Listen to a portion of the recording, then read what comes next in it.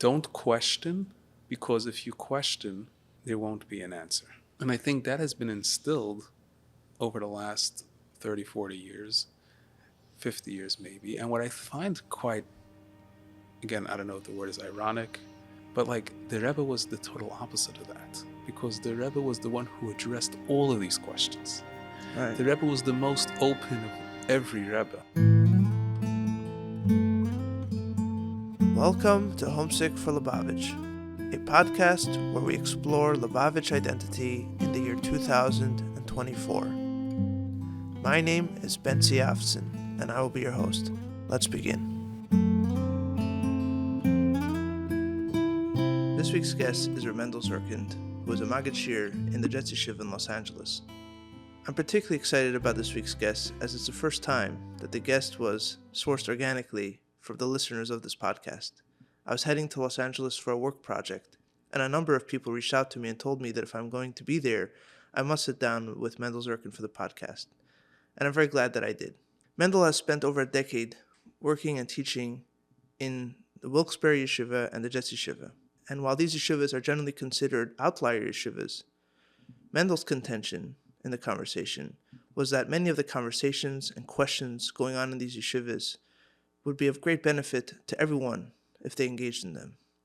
That there is a value to the kinds of questions and conversations that they are asking there, that we all have something to learn from.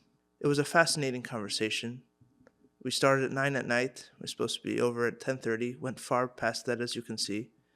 And I'm very, very glad to be able to share this with you. I hope you enjoy. All right. So I'm here in Los Angeles with Mendel Zirkind. For those watching, I'm wearing a sweatshirt because, believe it or not, it's rainy and cold outside. Thank goodness I didn't come here for the weather. Wouldn't be the right time. But I'm here with Mendel, and we have a lot to talk about. I already started speaking about it off camera, off the record. But I wanted to start, I think, if we're talking about Lubavitch identity, I think an interesting place to start would be to tell a little bit, to speak a little bit about your family history, because many are familiar with the Zirkinds that are the Malachim, and they dress differently. I think it'd be an interesting place to start. Of what is the history of that, and how did you see yourselves in terms of being part of the general Lubavitch story? Well, first of all, thank you for inviting me onto this podcast. And I hope that whatever I have to share is meaningful. I don't have a doubt. So I'll preface my words by saying that the way I'll describe, number one, my understanding of my family history, as well as my personal experience in that family, is obviously somewhat subjective. And as far as the actual history, I could be wrong a bit. I'm recounting the way I remember hearing it from my grandfather, with a little bit of my own filling in the gaps, so to speak. And your grandfather is a famous sefer? Yeah. So my grandfather, I think, is more famously known for his being a sefer. He was a sheikhet. Right. He was a male. He started out actually being a sheikhet. And then he moved to Safras. And he was involved in writing many Sefer Torah in 770. Right. And worldwide. He was an American boy. He was born in America. His grandfather came to America with his father. His father was a little boy, as far as I remember, 1906. And they grew up in Manhattan, as far as I remember. Again, I have to apologize if any family members will be hearing this and saying, "Oh, you made this mistake, that mistake." My great-grandfather was a religious Jew. He did not have a beard. And I don't know if he necessarily identified at any particular, group, whether Chabad or not. My grandfather used to say that So this was your grandfather's father. Yeah. His name was Mordechai Shachna. Mordechai Shachna Zirkind? Mordechai Shachna Zirkind, yeah. My grandfather would say that there was always sort of a Chabad, I guess, tint in the family. I guess the fact that where they lived in Russia was a Chabad Gegend, a Chabad community. So to some extent they were influenced by that. But in terms of custom, in terms of Lubavitch, in terms of any of that, at least when they came to America, that wasn't existent. My grandfather says that his father dedicated his life for his children's education. My grandfather, therefore, went to school quite, as a normal boy would went. He originally went to RJJ. And at that time, I think he was seeking, this is a bit of my own interpretation, he was seeking his own religious identity. Growing up in America at the time, this is prior to the Frierdiker Rebbe coming, so there wasn't an open pride to being Jewish. As we know, we hear, America's this Andish idea and all that came about when the Frierdiker Rebbe came. So either you were very religious in your house, right, or not, sort of type of thing. There were the group of Malachim, which were, Chassidim of the Rebbe Rashab, or Marash, who came to America and basically decided to, however you want to look at their history, continue a certain tradition of Hasidus, Chabad Hasidus up till the Rebbe Rashab. What is the story of the Malachim, do you know? I'm not entirely familiar with all the background to it. I understand that there was a particular leader that didn't get along with Rebbe Rashab, the leader of the Malachim, and as his way of, rebelling, decided to move to the United States and start like his own Rebista or something like that. There's much more to the story. I'm a bit ignorant as to the full background to the story. My grandfather... Well, the Rebbe Rashab, there was a gap there, like for 10 years after Marash passed away. So right. there was a lot of turmoil. There was, yeah. Many Chassidim left. Right. Many Chassidim left. And many had left the generation before also. Right. Lubavitch shrunk majorly after the Rebbe Marash. After Tzemach Tzedek first. Yes, Tzemach Tzedek from his own children, right. Sort of dividing up the... Kapust, right. So again, the exact story of it, I probably once read up about, but... It's so hidden. All these stories. Yeah. We I don't know. I think there's a part of it which is we're afraid to go down that path of exploring the splintered parts of Chabad Chassidus, so to speak, Right. Even though that happened pretty much in every other Chassidus, it wasn't like so uncommon. Every other Chassidus is a splintering of an original that can be traced back to one of the Talmidim of the Maggid, right? Like Ruzhin, Ropshitz, you go all the way down. You know, you have many different. It is an interesting historical exploration for itself. Just going back to my grandfather, he said that he never identified as part of the group of the Malachim, but he davened in their shul. He would, he felt comfortable there. And this is my interpretation. My interpretation from my conversations with him was that he was seeking for an identity, and it wasn't enough for him to have sort of this internal identity that he knew he was Jewish and he knew he was from. He needed an external one. So that's where he, gravitated towards their levush, the way they dressed, and I guess took upon maybe some of their traditions even. I'm not sure of that.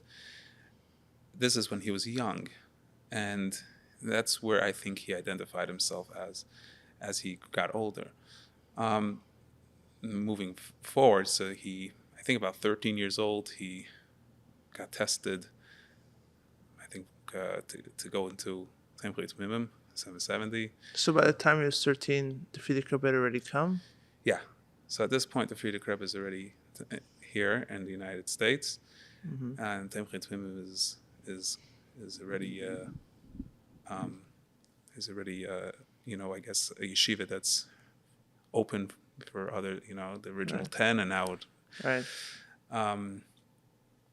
The year that we're talking about now, I would like to think it's somewhere obviously in the 40s. I can't pinpoint exactly what year it is. Right.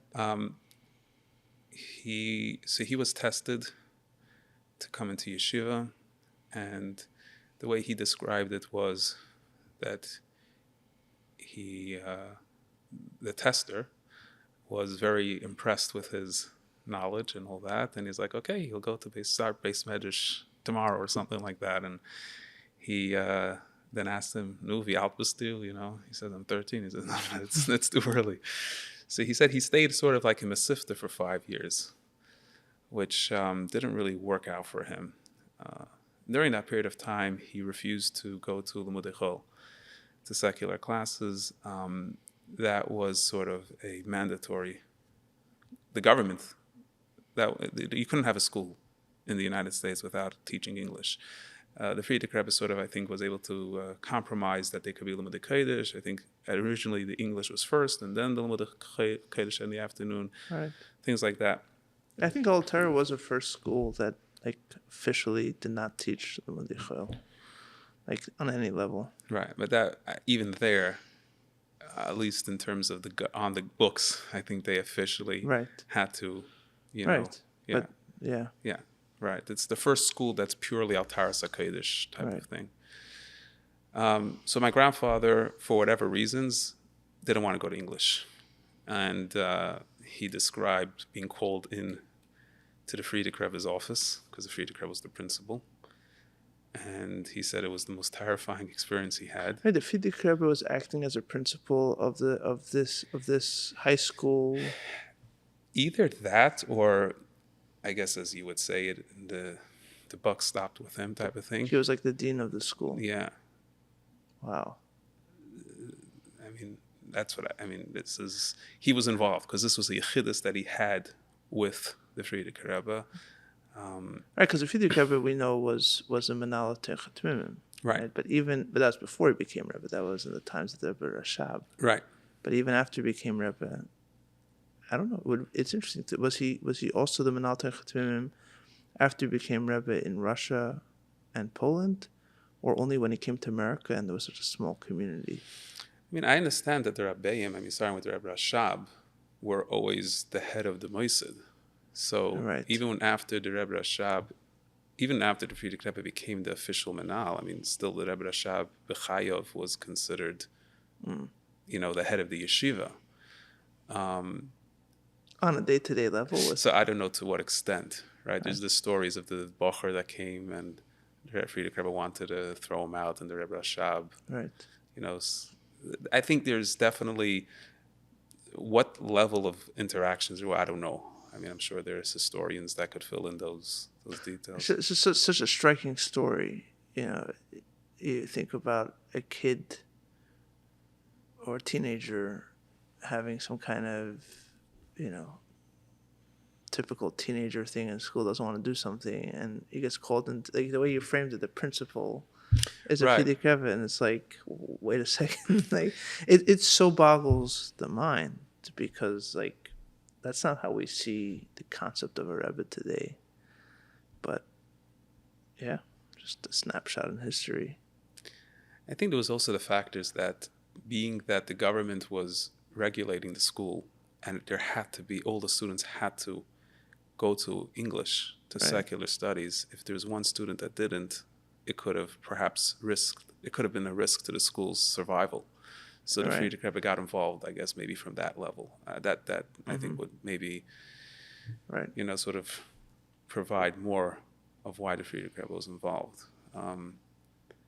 But my grandfather described sort of going into the Frierdiker Rebbe for yechidus and how, terrified he was. He said the Frierdiker Rebbe would he said he felt the Frierdiker Rebbe piercing straight through him, which, you've heard this, I've heard this from others describing their experience. My grandfather, Rabbi Groner, Olva Shalom, I think also, I remember him describing that interaction with the Frierdiker Rebbe like just like an awesome presence. Really? Of feeling terrified. Really? Yeah. Because the pictures of the Frierdiker Rebbe are so almost like varm. With his writing and the pictures of him writing are so varm, a big smile. You're right. I mean, those were Frierdiker Rebbe was posing for those pictures. Sure. And it's a different, but I guess yeshivas represented, I also think that if you look at the pictures of the Frierdiker Rebbe, some of them, even the one with, let's say, the pen and the gaze, the Frierdiker Rebbe's gaze, it's almost like you can't move yourself away from that gaze. Right. It's a very penetrating gaze. Right. With the Rebbe's eyes, people went to the Rebbe, they saw like light, and they saw, I don't know, with the Frierdiker Rebbe, they say the eyes, it was like a penetrating gaze. He had seen terrible times. Yeah. Yeah. Right. The Frierdiker Rebbe is like almost so forgotten, I feel like in yeshiva, like there's the Rebbe Shabbos Chassidus, and then there's the Rebbe, right? And the Frierdiker Rebbe is like kind of, even the name Frierdiker Rebbe, like previous, you know what I mean? Creates a distance. No, it's almost like relative to now. It doesn't have his own kind of. It's kind of interesting because the Rebbe would always sort of like put things on the Frierdiker Rebbe, right. as continuing the Frierdiker Rebbe's, things he instituted and all that. What's interesting, we mentioned about the Maimorim of the Frierdiker Rebbe. I would say from my own experience, because of the depth, the sheer depth of the Frierdiker Rebbe's Maimorim. See, the Rebbe Rashab is obviously very deep, but he's organizing Chassidus. Right. He's taking all the Chassidus that was till his time, and the Rebbe Rashab says this himself, and he thought it through. He had to put together the pieces. It's like sort of going through Gemara, where you have so many contradictions, right? So Tosfos tries to organize it, but then Tosfos is also contradictory in different places, different concepts, and like, how do you fit this all together into a unified single philosophy, if you could call Chassidus a philosophy? And that's what the Rebbe Rashab did. So you open up the Rebbe Rashab's Maimorim, you're going on a journey through the generations of Chassidus. Right. And it's always through the Alter Rebbe's Maimorim, because that's always like the Tershib Chsav. And you see the progression and the discussion. So it's almost like it flows from, if you're looking to learn, let's say, like Masechtas Kalim, I'm talking about Oidus and Kalim, you look in different places, but in like an Ayin Beis, you'll have a section that talks about Oidus and Kalim, Ratzin and Tainuk. It's organized, it's structured, and it has the sugya developed. You get into the Frierdiker Rebbe's Maimorim, again, this is my personal take, you almost feel like he's now re-exploring the concepts, but abstracting to a realm of such complexity. You could go through a series of Maimorim on one point almost. Right. So for the average reader, so to speak, the average learner, it's I think a bit overwhelming. Yeah, a lot of spalting ahar, like trying to pinpoint exactly the madriga of koach hamaskil, and it's not this, it's not this, it's not this, it's not this, it's this, but not really this, and like for 50 pages. Yeah. But on the other hand, there's a lot of the Frierdiker Rebbe's Chassidus that's very accessible. The Chassidus that he spoke when he came to America. Yeah, so from the 1940s on, like the Sefer Maimorim Yiddish, Tafshin Aleph through Tafshin Hey, those Maimorim are foundational, I think, to rehabilitate, the Jewish communities, and especially the American Jewish culture, which was very much like the concept of having basic, foundational ideas of Yiddishkeit, know. So you see the contrast, like you learn a Tafresh Tzadik Beis, Tafresh Tzadik Gimel, and move into a Tafshin Aleph. It's two different, almost, like, is this the same person? It's amazing. It's literally two different, And you sort of see this, I think, also in the Rebbe's Maim Sichas, especially like in their early year Sichas. Like, we always opened up, look at the Sichas Chelak Aleph, and like, yeah, that's like simple stuff, Yeah. Until That's from a Sifta. that's from a Sifta, right? But like, you've actually learned this stuff. It's like, in a way, it's the deepest, the simplest, but yet the deepest, Right.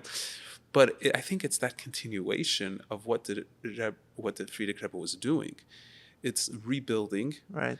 And it's now setting the stage for where the Rebbe wanted to, guide us and direct us. So it's almost like the Frierdiker Rebbe laid the groundwork a bit for the Rebbe to then put in, the pillars, so to speak, in that stratum and move it forward. Fascinating.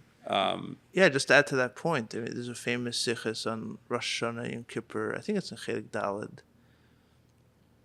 And like, it's Chelik Daled or Chelik Beis. It's a famous sichos on the Yom Tovim of Tishrei. And then when you take a look of where they're all from the Mamarim of Tashin Chav Gimel. Right. Which are like the Tifstim Mamarim in Malukat Hey. Right. It's like that's where the sichos were from. But they were written in such a... Because on one hand, that is the most yeshivas part of the Rebbe's Torah, that everything is about the Yid. It's not like the mitzvah is secondary to the connection that the Yid has to the Eibishter. But there's a very tifas skala to it. It's both the simplest and most foundational parts also. So it's interesting, like you're saying. I mean, look the way the Baal Shem Tov describes, the Chamisha Chumshei Torah, the Sipurei Torah. It starts off presenting it sort of, Beloshin B'nai Adam.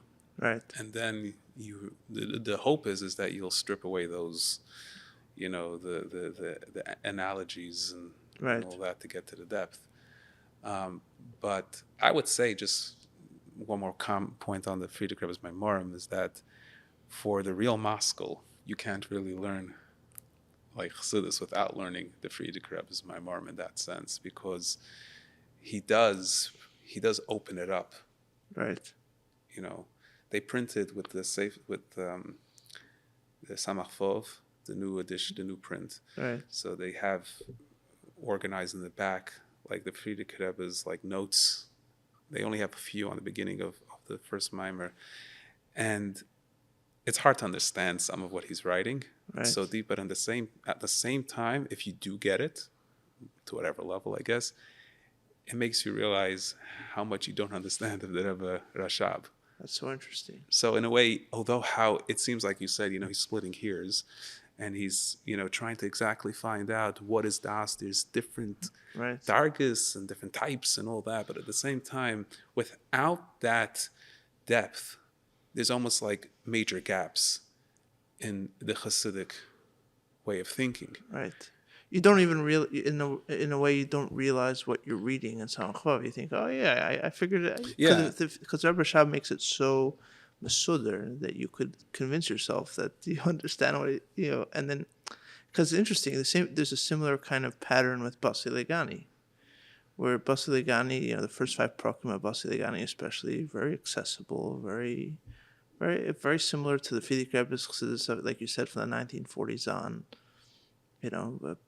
Basic things of Dir B'Tachtonim and Iskafia and Ishapcha and like Shtus Ekdusha, Shtus Ulumas, very very basic concepts.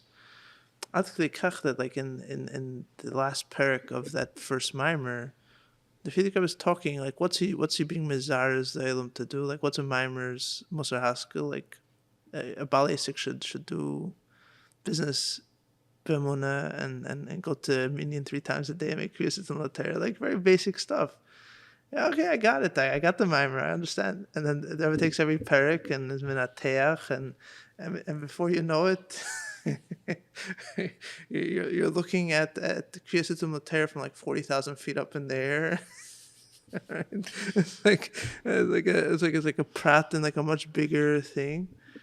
It's very interesting because the way you're kind of portraying it is that the Frierdiker Rebbe is like a very necessary step in the progression or stop. And if you jump from the Rebbe Rashab to the Rebbe, let's say, you're missing a necessary bridge almost, you're saying. Yeah. There's parts of that I guess you could say that puzzle Right. That's not there. And you learn the Rebbe's Maimorim. It does read easy. Also, Right. however much Too easy. it's too easy. Right. And it's only if you have the background to Chassidus that Right. How often have you started a Maimer the Rebbe and stopped in the middle? That's the way to right. That's Evan HaPeichen. yeah It happens all the time with Rebbe Rashab. It Right. happens every time with the Frierdiker Rebbe. But with Rebbe's Hamarim, you cannot, because the whole point of the Maimer is to answer the earlier the questions. Right, exactly. It's like, wait a second, we're talking here about Atzmus and different madrigas like that were never spoken about Chassidus ever, and you finish it in 15 minutes with a cookie on the side.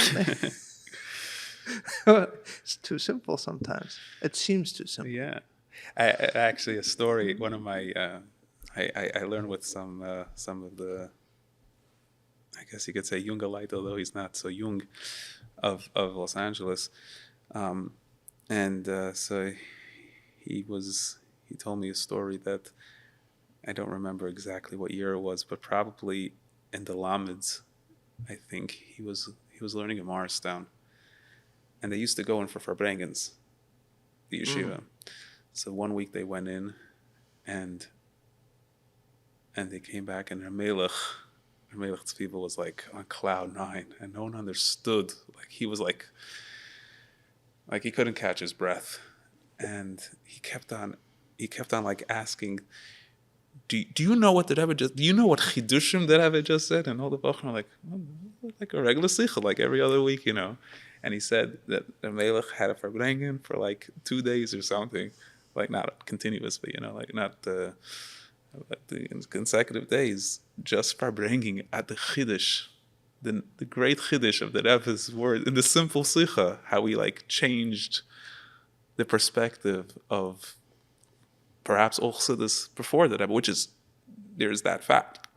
Right. The Rebbe really revolutionized Chassidus, Right. So, talking about that simplicity, it's like Right. we take for granted, it's like, shluchim, they could be thankful that there's so much sichas in my morim you could just read and present, and it's deep and it's fascinating, and but there's such a deep reservoir that's going beneath that I guess those who know the Chassidus on that level could appreciate.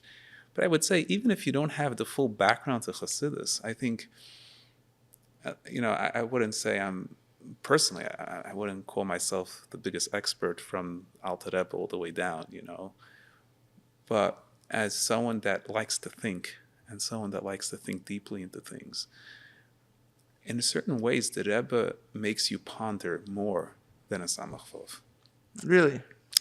Because a Samach Vov is, to some extent,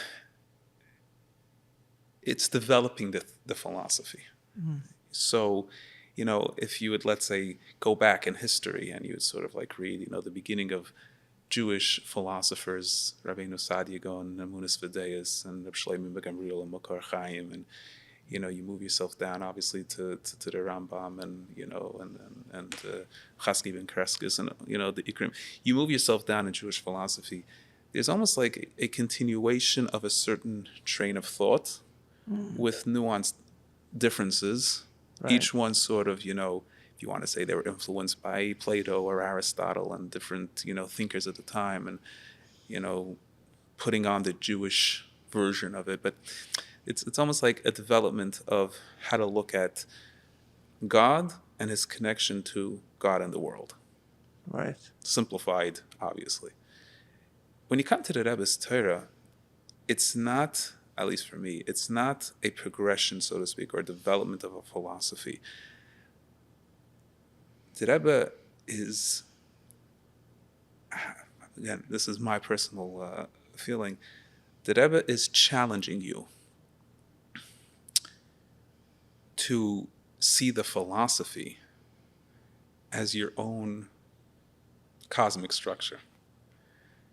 That means when you're learning a mimer, I have this little vart, if I could say, what's the difference between Chabad Chassidus generally and Chassidus Chagas?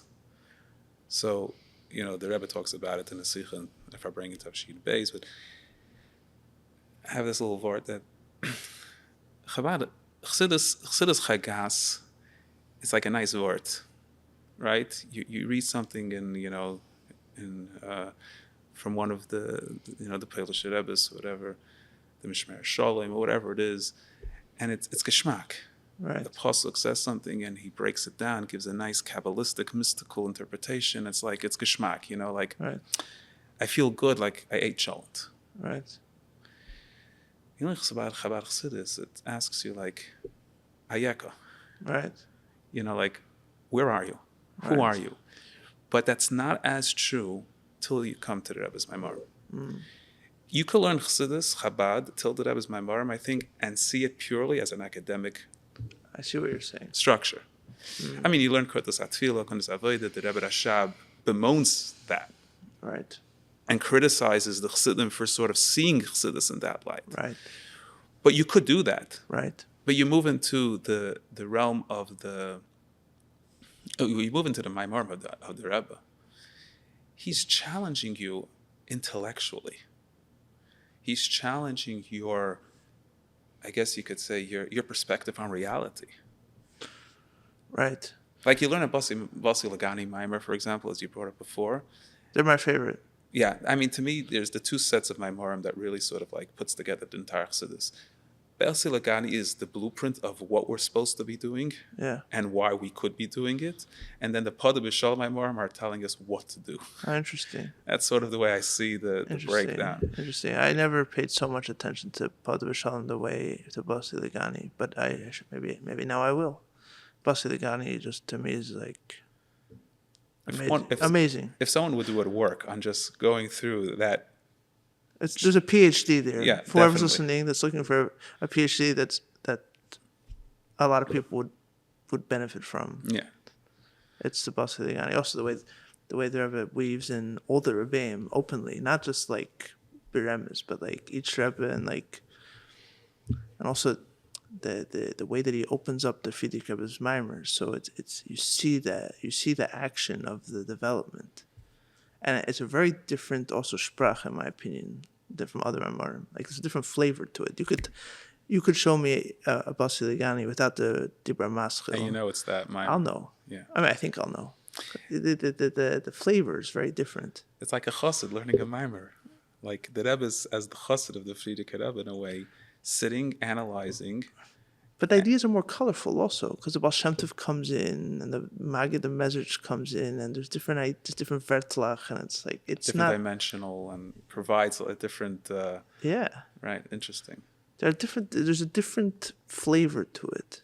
But like in those Maimarim, I like, for me personally, again, I feel like I'm challenged. Yes.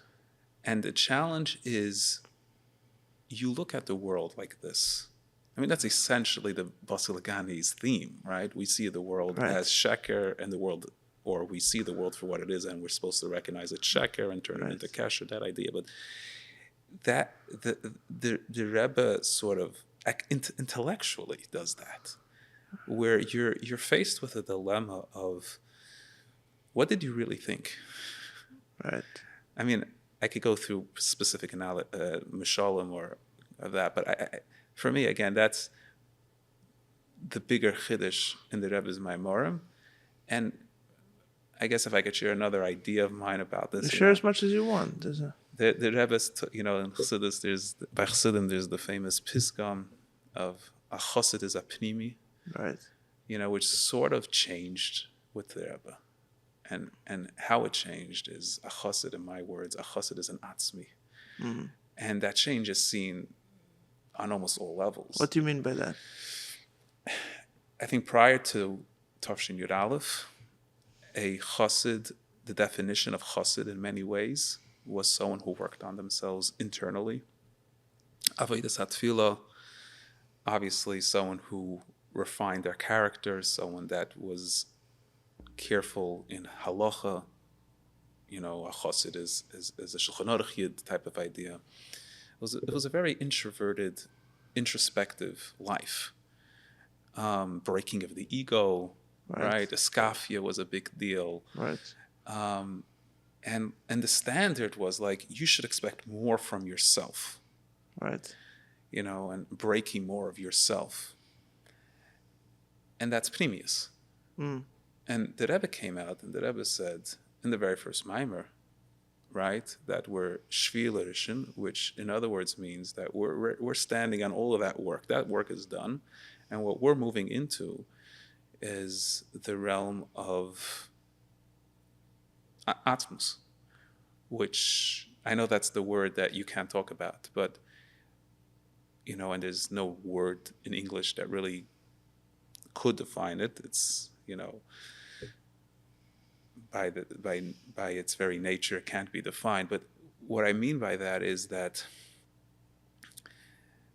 we're not living to work on ourselves in the sense of refining ourselves. We're looking to become a full, holistic, the holistic approach of where everything I do is in sync with my identity. So what that means is when I'm eating, when I'm davening, Chassidus talks about all of that concept. By the Rebbe, it's not just this is an avodah. I'm not doing this as an avodas Hashem. It's an expression of myself. And in that sense, you go out on the street, you could go into, you know, Times Square and put on tefillin on people. It's not a contradiction. If you're looking from an avodas point of view, you don't belong there. Right. It's tainting your neshama. Right. But the Rebbe says the neshama can't be tainted. Why? Because this is connected to the action, right? So Zayis Chukas HaPara, right? Zayis Chukas HaTer by the Para, the famous Sich in Parshas Chukas, like, and the Rebbe therefore transformed in that regard. So we may argue to say that as a result, there's less avodas hatfila by some. Right. There's definitely less introspection. Right. You could say that Rebbe was a visionary in the sense of recognizing that we are living at a time and a space right now where we're not capable of that. We have either our intelligence or our emotional capacities, perhaps because of the Holocaust and other reasons, have depleted our abilities to get there. And the Rebbe addresses that in some Maimorim, like the Avodas Hamariros is no more. We have to be only B'simcha and that type of thing because we don't have that capacity. You're talking about, there's a Maimer in the Mems, right? In the Mems, yeah. Which Maimer is that? B'nai B'simcha? No. No, there's a Maimer. I know what you're talking about. Yeah. So like in... I mean, that's crazy. I mean, now I'm remembering learning that in yeshiva.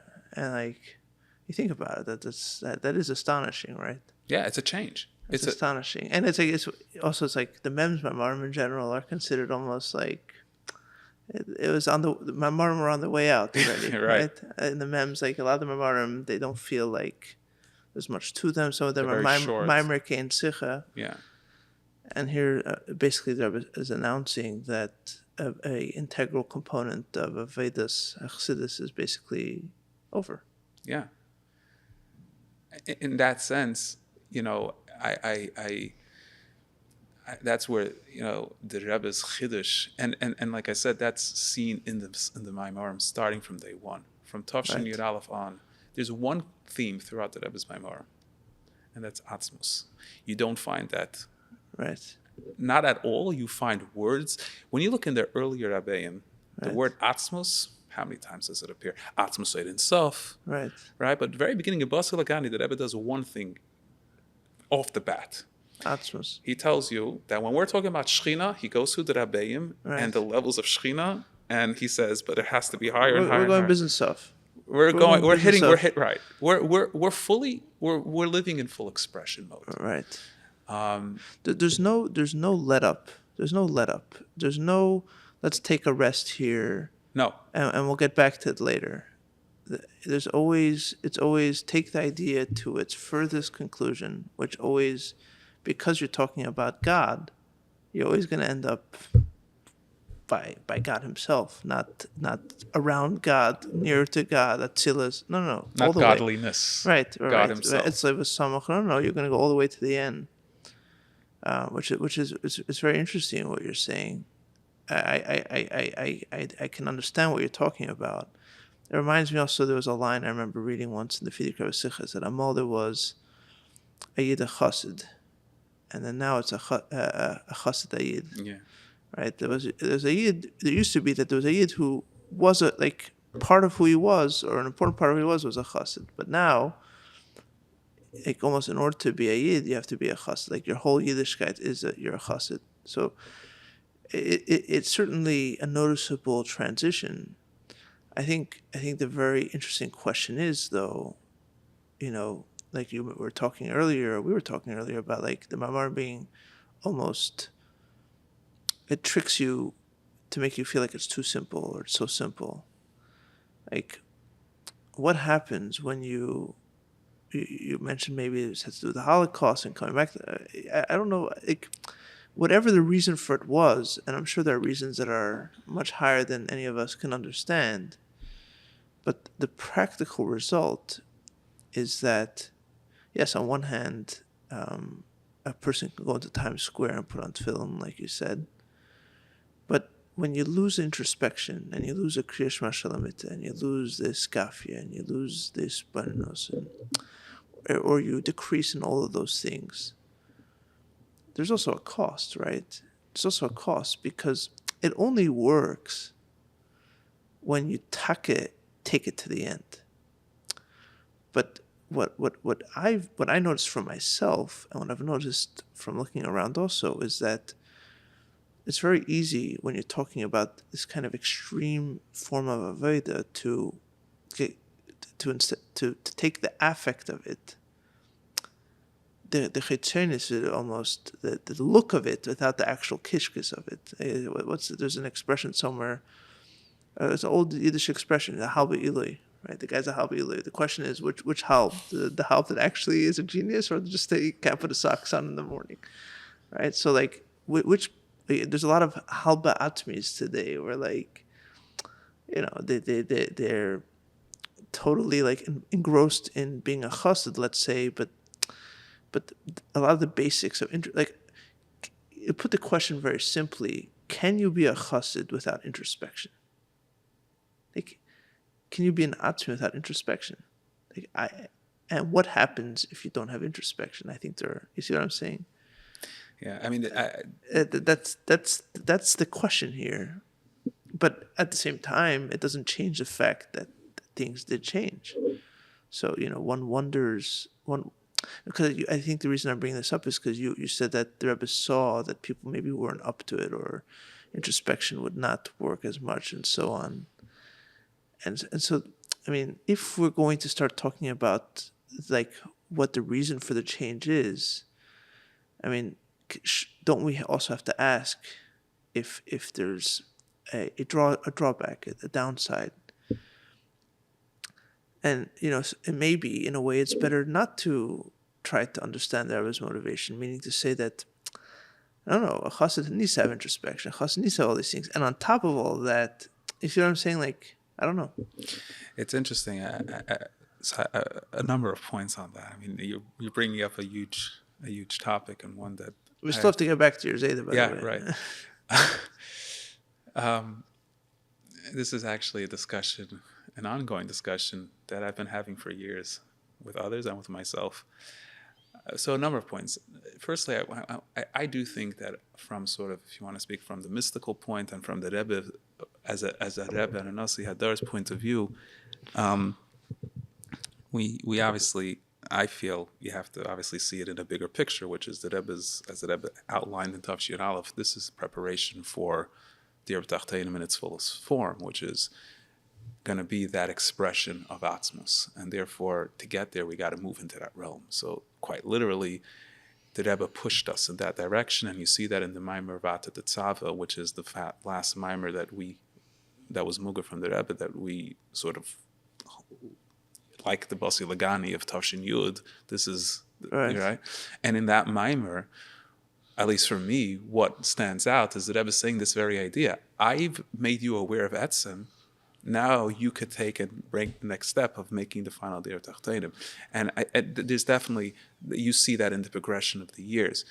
But in terms of the actual point about sort of the drawback that happens, there's a number of things that obviously have to be looked at. Firstly, I think that there's a lack of depth. I think there are deep people today, but overall there's a big lack of depth. We're living in an age of quick information, right? Social media, TikTok, moving fast. People don't sit and think anymore. Very few people. So in the 80s, they were deep? In the 80s, they were moving away from depth.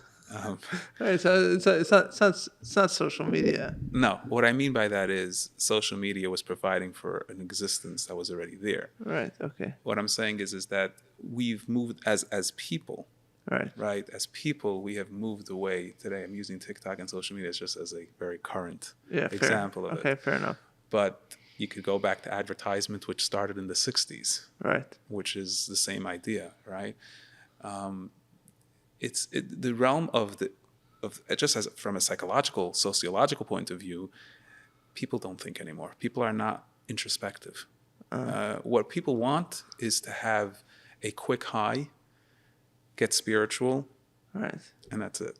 Right. So, just sort of, if you want to say from a societal point of view, and from if you want to say collective conscious point of view, that's not the space we're in anymore. And that obviously plays true in Judaism and Yidden in that sense. Right, we all live in this world ultimately. Yeah. So there's definitely that trend. There's definitely the sort of that path. But there's another factor here, which is to be introspective means you have the capacity to be objective. We don't have that capacity today. We are not in tune with our emotions enough or properly to be objective. And what I mean by that is that, there's almost like this irony that we're so open today and we speak so much about, our feelings. There's an openness for, anybody to say and share what they want. And you would think that because of this openness, people are more in tune with their emotions. But I find with my interactions with people that almost the opposite is true. Right. And because we're not open with our emotions, we don't have that anchor that allows us to fully be objective in our exploration. I'll give an example. Yeah. What I mean by that is, let's say, asking the question about, in my relationship with God, right? Is it that God just wants me to listen to his rules, follow Torah mitzvahs as, this is the blueprint to life, and you do this because this is life? Or is it a relationship with God? Right. And then the question becomes, if it's a relationship with God, I understand a relationship as being two ways. I understand a relationship as being where there's a giver and a take. There's a give and take on both ends, mashpia makabel on both ends. And I feel a certain security. I feel a certain serenity, a certain peacefulness. Mm-hmm. But then I'm acting religious and I don't feel that way. So what that sort of provides, I guess, is this dilemma, this question, right?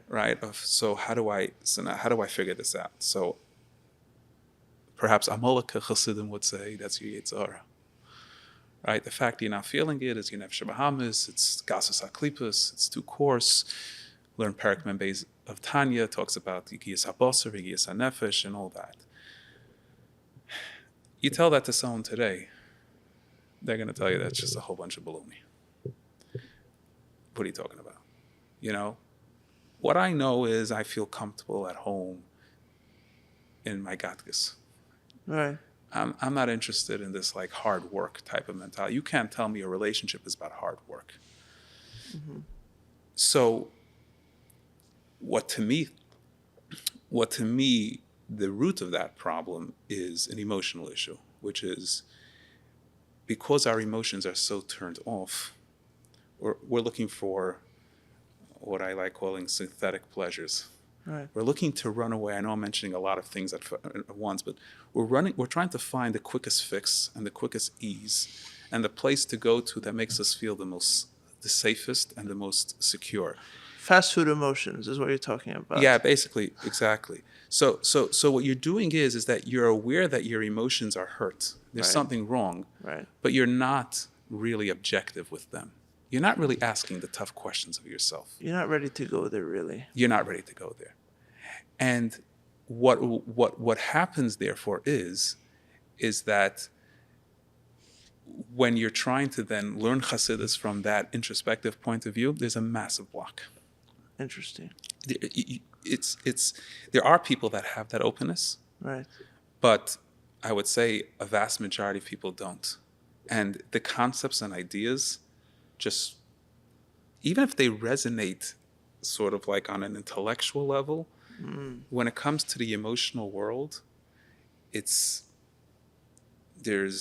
no proper channeling of that idea. So if we just be honest, I guess if you're saying, again, from a psychological, sociological point of view, introspection is just almost very, I would say, is left to the few that could and have that openness. Right. There's another side to this, which I think is almost like a counter argument, or in another way looking at it, is that it's not necessary anymore. Because what introspection does is, in some regards, it pulls you away from action. It pulls you away from doing. You know, if you're analyzing your relationship with your wife, Right. you're not in the relationship. Right. So introspection in and of itself means you're calculating your behavior, you're calculating your actions. So how much are you in the action part? How much are you in the I do? Well, this is a Maimer of Leisia Meshakela of Toshin Beis, if I remember correctly, where the Rebbe explicitly says, and like you said, this is at the beginning of the Nesias, where any cheshbonus of voodoo house, and I don't remember the exact lashon, but any cheshbonus that you start getting carried away in your mind is in direct detriment to the time you could spend in making it to Tachtenim. Right.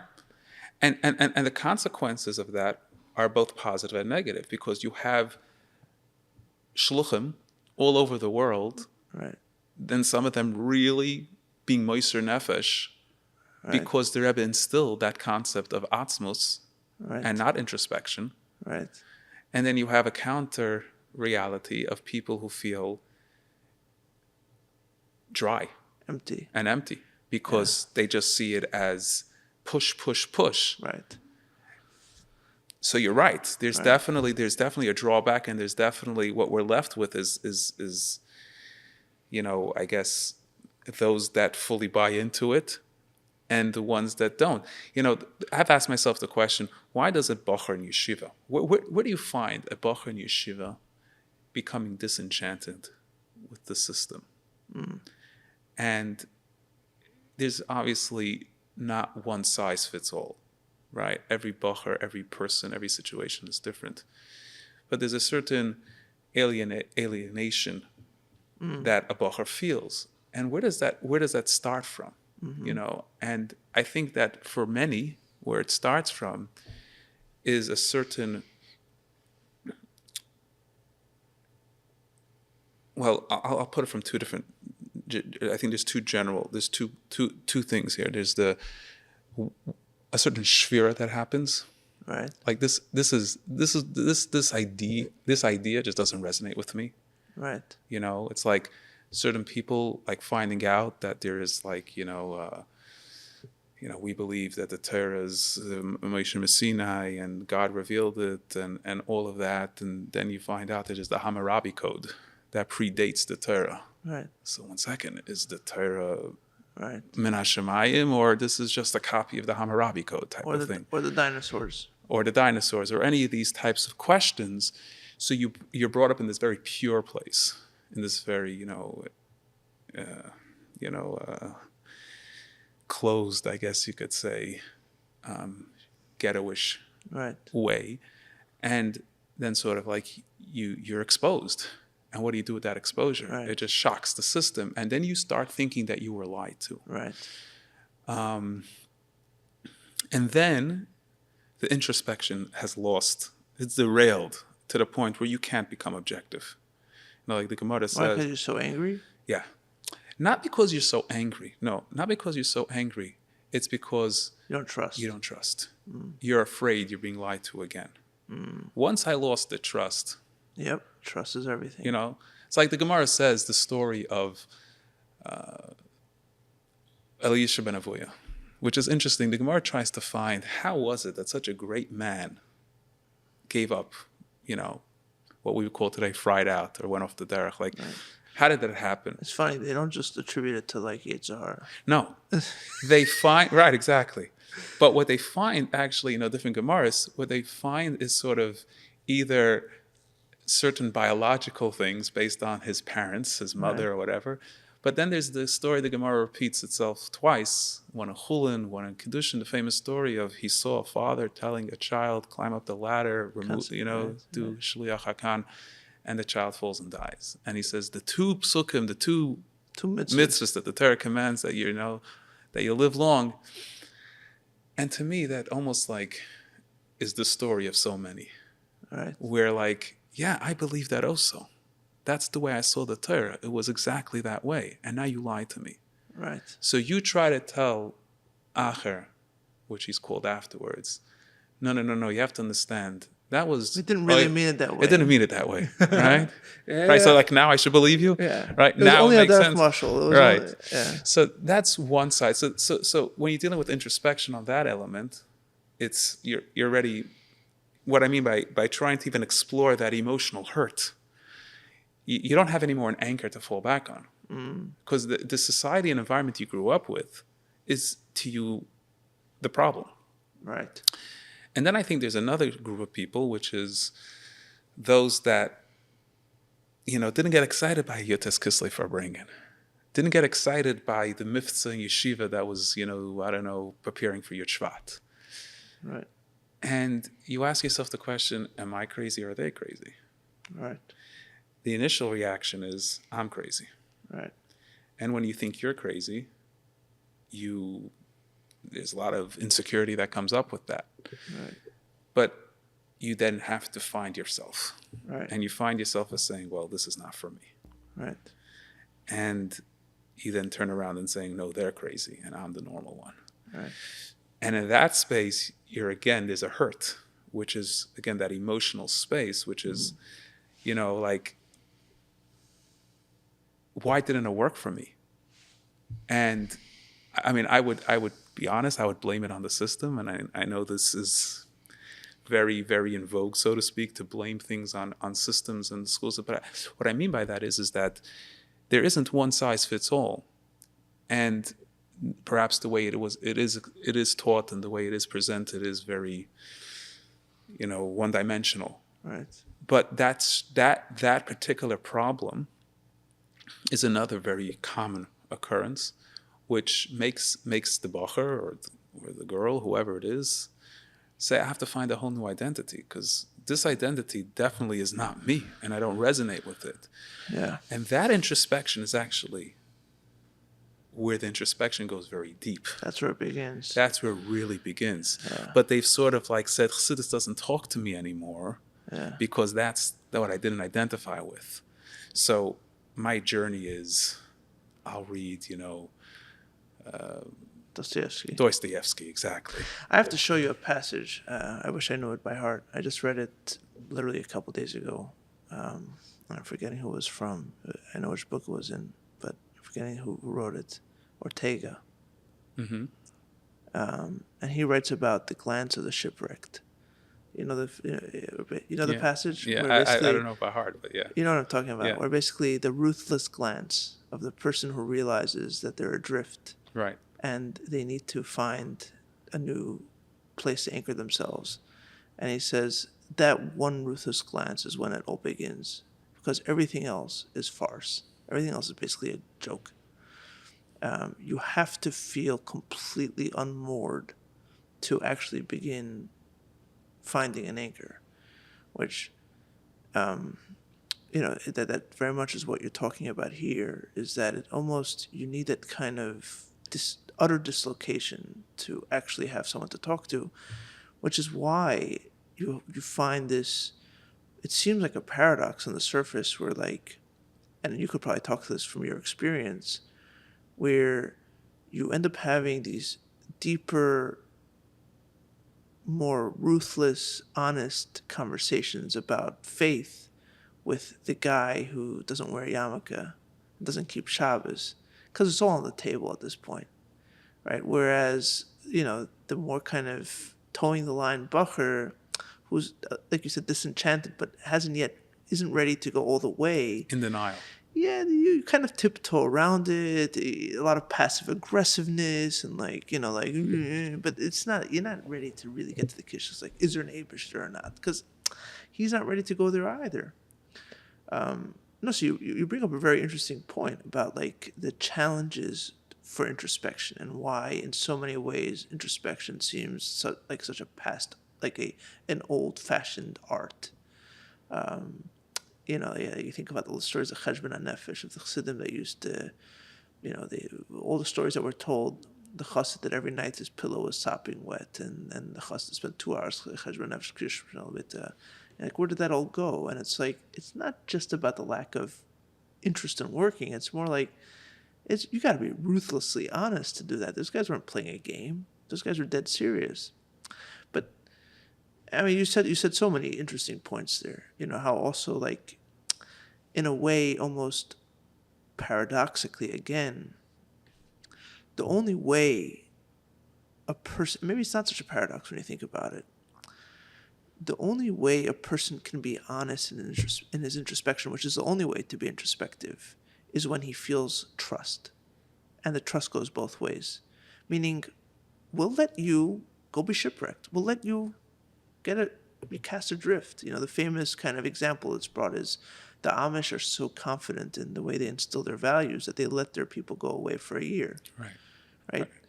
I'm not suggesting we do Rifyon or anything like that. Like, Dafka, at the end of the day, an Avera is an Avera. There is a straight and narrow path that we believe in. But there's still a trust where, like, we trust you to make your own choices and to figure things out on your own. And only when you're there is a paradox here, or at least an irony, where, like, the only way a person can honestly stay in this faith is by you trusting him to choose whether or not he wants to stay, right? And once that trust breaks down, for whatever reason, you may have guaranteed that he will stay for a short term. Maybe he'll stay for the long term, but you've probably also guaranteed that it won't last past him or her. Yeah. Right? It's like very interesting. The famous thing is in Shulchan Aruch, I think, where in Birchas HaTorah we say, and then there's other Lashonos, no, we also say V'tzetzo. Why is it dafka the grandchildren? Because that's when you know that you've done something right. Right? There is a way, maybe it's become harder today, but there is a way to kind of force your children to follow your path, to control them, to try to really kind of not bully them, but push them hard to follow your path. You could do that, but then you probably won't get your grandkids, right? Because there's no trust. Trust is what lasts. Coercion and power doesn't last. So there's so many things that you said. I think now I'm split. Which path do I want to go down? I think let's just wrap up a little bit what we were talking about earlier. Is I think it's just worth posing the question again of what's a chicken and what's the egg? Meaning, there's one way of looking at it, and this is an interesting question. One way of looking at it is that there was no way there would ever be proper introspection anymore. For whatever reason, for better or for worse, the world was going in a direction where just people were not capable of this kind of inner direction where, it was all about, I think Peter Thiel has a famous kind of definition where he says, like, at some point in the 1960s, America landed on the moon, and then a month later there was Woodstock. Right? There was a fork, or there was a pivot where we went from like actual hard science that ended up with a rocket on the moon with the computing power that's in half of or in a fraction of an iPhone.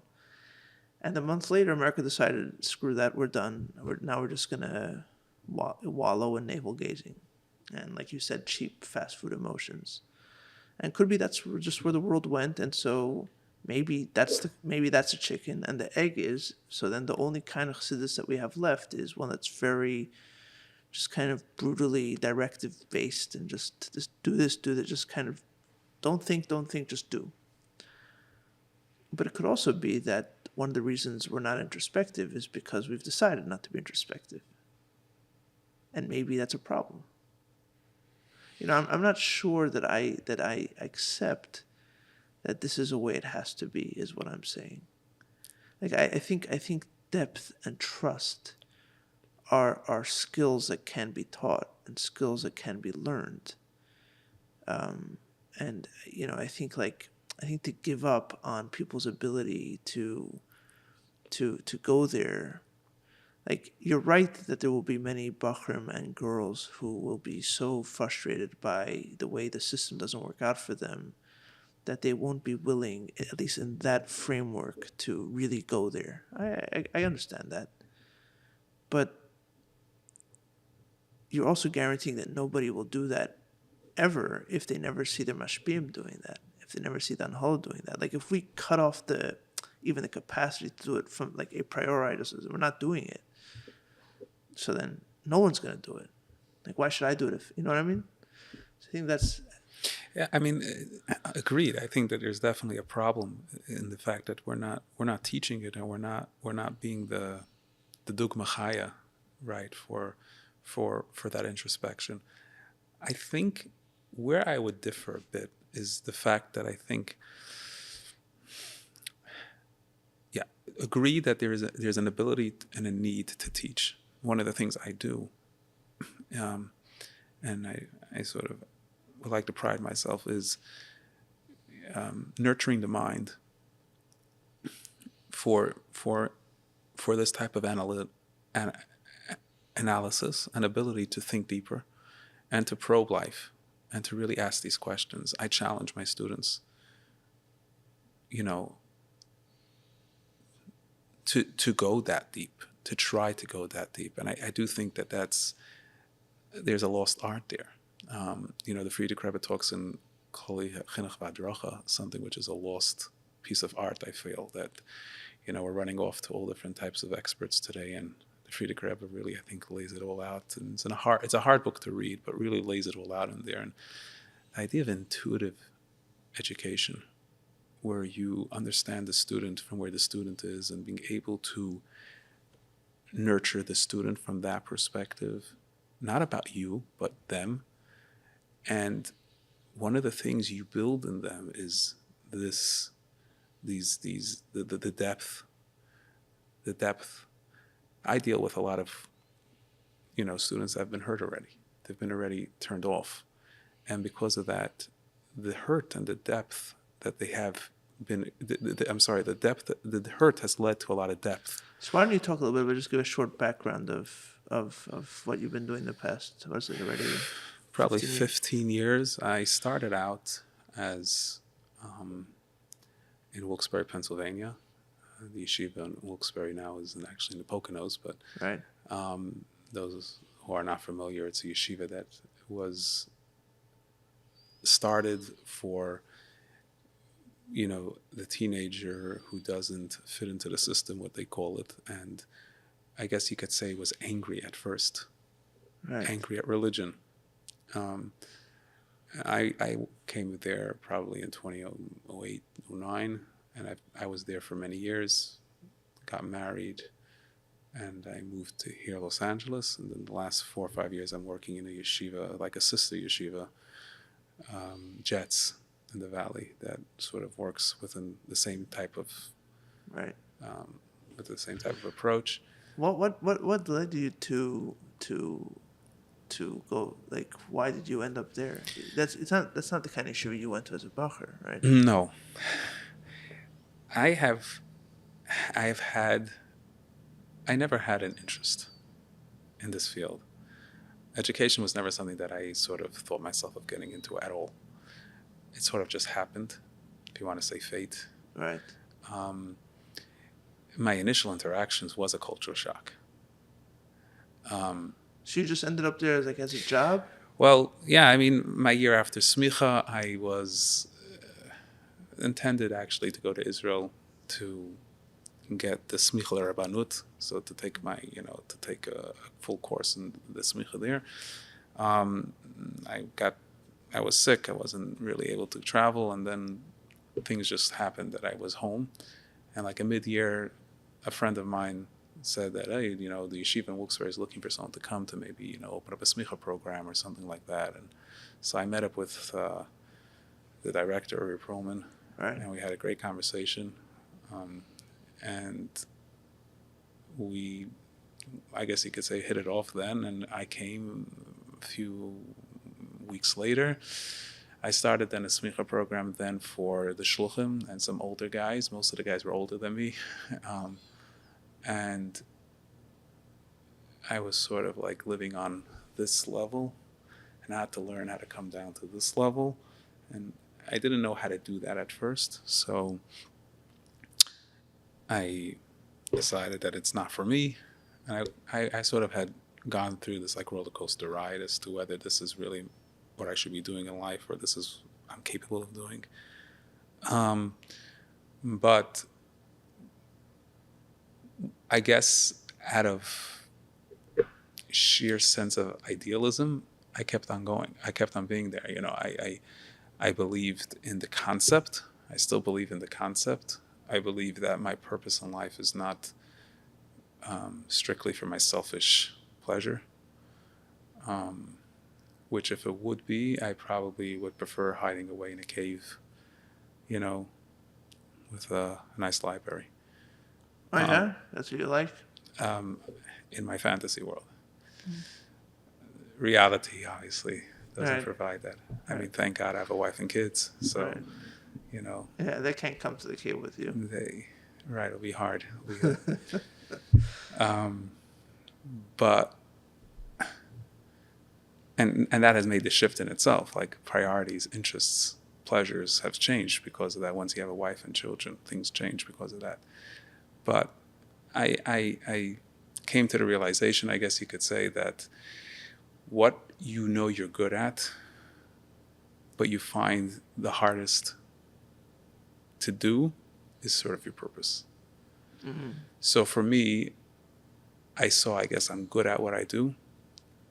And I also recognize the struggle daily doing it, meaning being motivated to do it.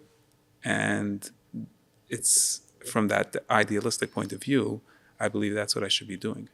But it almost sounds from what you've been talking about up to this point that in a way, that's the only kind of yeshiva that you could work in. Oh, for sure. Oh, no doubt about it. You're saying the sacrifice is not this yeshiva over another yeshiva. It's whether or not to be in yeshiva at all. Oh, yeah. But if you're going to be in a yeshiva, this is the only kind of yeshiva you can work in. For sure. I have been approached by other yeshivas. But quote unquote regular mainstream yeshivas. And no interest. I gave them a 45-minute rundown of why I think what they're doing is wrong. Yeah, so no interest, I guess. And they said, so you're not interested, you just want to do it your way. And I said, yes, pretty much. So if they would let you do it your way, you would go? In other words, if I could run my own system in their yeshiva, you would do it? I would do it because I think that most Bochrim currently in yeshiva could use that change. Uh-huh. So why should they lose out? And so what is that change? It's what you're talking about here, where basically you're ready to question everything? Yeah. I started a class in Wilkes-Barre, theology class. Okay. And the premises of the class was that we are not going to we are not going to bring in sources. We are going to just be using our own minds to try to uncover truths about the world, Right. existence, God, religion. Right. I stopped that class pretty fast because I realized that for some who were joining, they weren't ready for that journey. So I sort of learned a lesson from that. So I am a little You're bit... saying some people were on the fence and then they got exposed to very... Yeah. In other words, people weren't ready. Like I spoke before about this objective Right. introspection. And I realized that although this is what I believe in, or I feel is what's needed today, I also realized that I shouldn't be confusing people, in that sense, right? The objective is to bring clarity and objectivity. I still do it, Right. but in a much more of a measured way. Yeah. I mean, I'm beginning to understand your philosophy more as we're talking. I mean, in a way, the only way a person can be an Atzmi, right? If the purpose is to be an Atzmi, the only way to be an Atzmi is to ask the questions that go all the way. Yeah. Right. An Atzmi cannot ask halfway questions. Meaning, if one will argue that an Atzmi has answers that go all the way, you must also say that an Atzmi has questions that go all the way. So it's a double-edged sword for sure, right? And I think that goes back to my original point, is that it seems like there's a lot of Atzmis who have all the answers, but fewer Atzmis that have the questions. But I guess a question that I would ask is, how do you see, clearly you think that is the optimal way of chinuch today, in a world where half-baked questions and half-baked answers lose their appeal very quickly. But how does that vibe with the idea of in general, not even about chinuch, but in general, with emunah, how do we live with an emunah where are we ready to question that very emunah, that very foundation? Are we allowed to go there, or are we always convinced that no, there's always there's always an answer, but in that case we're not really asking the full question, right? In that moment of the question, how far are we ready to go? So I think there's two levels to your question. There's the question, at what age does this begin? Okay. Because that's more technical. That's technical, but it's important in dealing with this question. Okay. I do think a person has to be, as the Alter Rebbe explains in Chinuch Katan, there has to be the Chanoich L'Nar Pi Darko. You do have to have some sort of foundation upon which you are building. I would like to believe that the Rambam was able to write the Mer Nevuchim, right, and still believe in God, not because he proved it through his Aristotelian, principles that he laid out in Mer Nevuchim, but because he believed in God to begin with, and that was so real to him. Now he's going to talk to those who are, as he writes in the introduction, knowledgeable in both Torah and philosophy, and how do we merge the two together, sort of something like that idea. I think for the,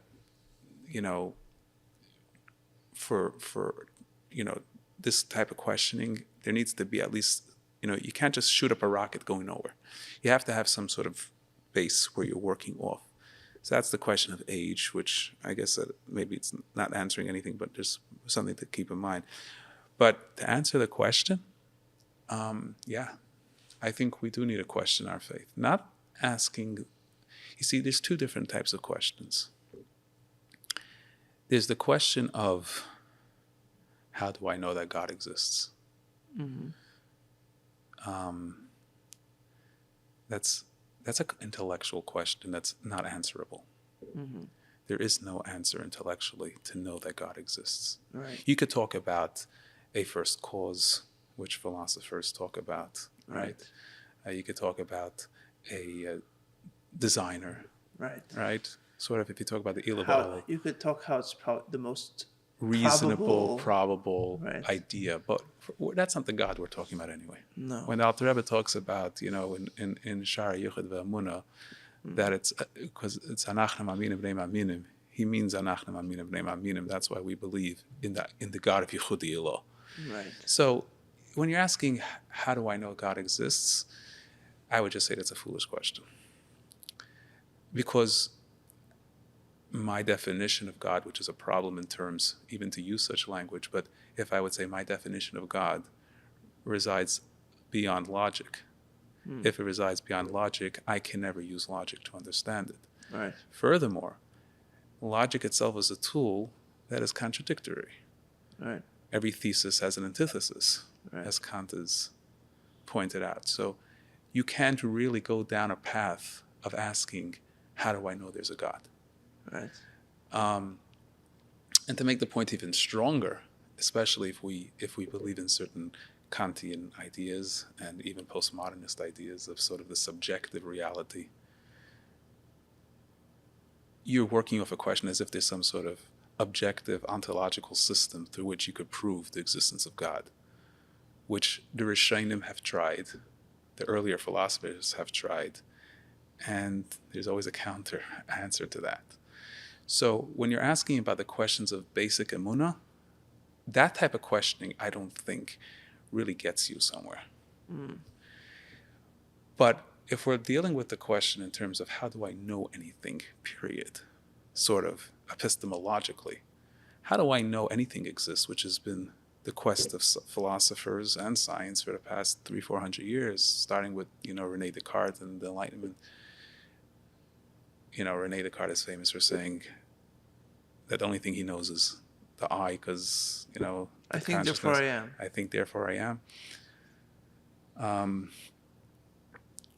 But that concept in itself, right? That concept in itself of trying to know anything, of knowing that there is any existence, any reality, I think that is very important. That type of question has to be asked. And within that quest, that the existence of God plays a role. Mm-hmm. So I do believe that's important. So is the division that you're making between ontology and epistemology, or is it more a question, a division of trying to understand the objective reality as opposed to trying to understand my subjective reality? Like, what am I grounded in? I think they're tied together because I think that if you ask the question epistemologically, I may be called a kafir, but I personally don't believe that there is a real objective reality that we can know of. In that sense, that question of the ontological. Why are you a kafir? Isn't the whole thing of Matan Torah that we saw it and not nobody else, and those are senses. Yeah, so agreed. Those are subjective. That's the whole point, isn't That's it? the Barbanel's point. The Barbanel says the Barbanel says that? I think that Barbanel wanted either her. The original Lashon's from the Rambam. Yeah. But the Barbanel explains that in the Rambam? And the Moreh Nevuchim, I believe that's the way he explains that concept, that there was sort of like that subjective intuition, if you want to say, that had that. That was the experience. Subjective intuition. Well, yeah, it was our experience. Right. And it was passed on by tradition. Yeah. That's the whole point, which, by the way, goes back to the idea of trust. Right. The moment trust is broken, the whole thing falls apart. There's no Masera. Like, what are you going to go start arguing now? Like, anybody that has a friend or a classmate or a brother who's kind of lost this, what we call emunah, very, very right away that the argument here, or the debate, or the discussion, whatever your relationship is not about proofs whether or not God exists. Right? That's not what's going on here. Right? What's going on here is a broken trust. That's what's going on here. Absolutely. It's a broken trust. Okay, and I think that goes. So the question then becomes, if the person is looking to rebuild trust, which is a very big if, how do you rebuild that trust? Right. All I would venture to say is that there's no way you're going to rebuild trust with somebody else if you don't have trust in yourself. Yeah. Yeah. And that's part of the problem. The reason why you could perhaps lose the trust of someone else and have such a detrimental effect on you is because you didn't really trust yourself to begin with. Right. You're relying on the other in the sense of that. And this goes back to the point I was making about this epistemological journey to knowing that God exists. Because as the Rebbe points out in the Sikha, if a person just has emunah, a simple challenge to it pops. It pops. So you lost the trust. But the reason why you lost the trust is because there wasn't a trust. There wasn't a real trust to begin with. A real trust means is that I know who I am and I know my limitations and I've explored the reasons. Reason here has to have a certain connotation, but has a certain connotation. Reasons as to why I trust. Right. Like if you learn Shar B'Tachan, right? Rabbeinu B'chaya lays out 7 reasons sort of why you should trust God, right? Now, trust is not a reasonable thing. It's not logical. It's not a reasoned. That doesn't take you through reason, but it grounds you in being able to trust. Right. And when you don't have that, so you just kept, like you said, you just kept the flow of the tradition going. And as soon as someone stops you and says, "Hey, like the story of Rabbi Yitzchak Berditchev, someone was running in the marketplace, and Rabbi Yitzchak stops and says, "Look, where are you running?" He says, "Well, I'm running for my parnasa." He says, "How do you know parnasa is this way? Maybe it's that way." Like all of a sudden everything freezes and stops. So really, so I've been believing this whole thing my whole life, and it's really not so true, Right. So, but if you know that your parnasa is that way, and now someone stops you, I'll explain to you where I'm coming from, type of thing. So the Rebbe points that out in the Sikha. And I think that... I want to add a little bit to that point. It could be that your parnasa is taken not that way. But if you learned how to make the cheshbon, meaning if you're running there because you have decided, you have figured out that your parnasa is that way, when someone points out to you that you made a mistake... You don't fall apart. You don't fall apart. Okay. Yeah, you're right. I adjust. Exactly. I adjust. It's only when you never made the cheshbon in the first place, someone else told you, you just followed them blindly. When someone points out to you that it's wrong, you're like, okay, I was lied to. Exactly. Right? It's such a perfect muscle. Yeah. It's such a perfect muscle. That's what's so beautiful about trust. And by the way, Chassidus talks about it at length. The idea of shvua, right? That shvua is how you trust someone, despite the other person's failings, despite all the reasons to the contrary, you still trust because there's a deeper bond there. Meaning, you're assuming that person is going to make mistakes, and certainly can make mistakes. That's the whole point. If you don't have that assumption, you don't need trust. Yeah. Trust assumes that there are disappointments also. Yes. And yet you still trust. Why do you trust? Because there's a deeper connection. It's fascinating. And even in my own world, I like I like saying about myself, I have my intuitive sort of bittul side and my intellectual yesh side. Right. In other words, intellectually, I have all these questions. And not necessarily they're answered intellectually at all. Right. But then I explore the intuitive side, which is what I believe is that more epistemological side. This is running through a bigger discussion about, goes back to the argument between Kant and René Descartes of how do you know something to be true. Right. That's been a core of philosophy over the last few hundred years. I believe, and this is my process, and this is what I try to teach my students, is that we journey through our subjective self through that intuitive process, the epistemology. My epistemological journey is through my intuition.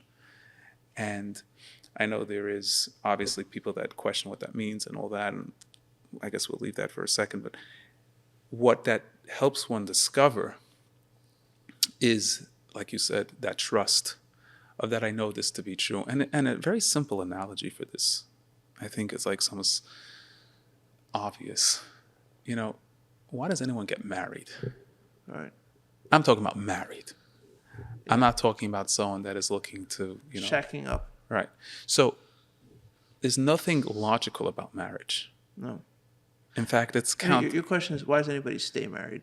Okay, but that is rooted in why you even got there, really. Right. To say I do, right? Or the way I present this in another way is like when I would ask you a question: do you think your mother loves you? Does your mother love you? Yes. Yeah. Prove it to me. Prove it to me. Or better yet, why? All right. As soon as you put it now into that logical structure, all of a sudden it falls apart. You'll be ecking and becking and saying, "Whoa, maybe you're right." That's what's so nauseating about academia, right? Like for sure. When you see like an academic paper on like the Chassid Rebbe relationship, and then they start saying Schneerson, and it's like it's not even the lack of respect; it's just the total tone deafness. Yeah. like you're trying to break down analytically something that is well beyond analysis. Like that's not what this is about. No. You're taking what I believe common sense. The Declaration of Independence has this line, "We hold these truths to be self-evident." Right. I mean, what does that even mean? Right. There's a certain intuitive sense that tells you all men are created equal. I don't know if that's true, but let's assume. That's what they decided. That's what they decided. In other words, there's a place, whether you want to call it, let's say, Jung may call it the collective unconscious, Right. It's sort of, but there is definitely a space beyond reason. Right. Which, there's a letter that Jung himself wrote, where he was once interviewed, his last interview, where he was asked, does he know there's a God? He says, does he believe there's a God? He says, I don't believe I know. And then like all the leftists got all angry, like, oh, you're saying there's a God. And he wrote a whole letter and explaining basically what he means by God. But essentially what he's describing in that letter is this intuitive epistemology. Right. That's essentially what he's saying. Or as Kierkegaard, who also describes, with all the philosophy in the world, I look up in the sky in the heavens or whatever, and I can't deny. Right. What that means is that what you're rooting yourself in, just like your parents love you. Right. And just like you made a decision and you keep on staying married despite the ups and downs, that's on trust. That's where that trust is built. And I think it's an imperative of not just Chabad Chassid, but every Jew to go to that place. Right. And I think that's part of what I think that Rebbe challenges us, going back to before, in the Maimar. Because he's asking those questions that would make you think, well, maybe not. And you have to go through that intuitive journey. It's so interesting, because a lot of people would say there was Maimar are like very forceful, like that there isn't a question. You see, okay, so this is sort of like a dynamic of the Rebbe, and obviously we're talking here obviously we're trying to understand this as much as in our seichel anushi as possible, but like one of the issues, just use as an example, one of the issues that people bring up is like the Rebbe's approach to family planning. Right. And the argument that the Rebbe doesn't understand what it means to have little children running around and you have no life. Right. And how could the Rebbe just demand and say, just have more children and every child you have is another bracha and yada, yada, yada. And it turns off people. Right. Like you said before, the fallout, the pushback as a result of such an idealistic approach. Right. And the way I look at it, and again, I could be wrong, and I ask Mechila from the Rebbe and from anybody else listening to this who think it's different, I think the Rebbe is telling us, this is the ideal. Right. And if you're living in that space, in that ultimate trust, you could do this. Right. Right?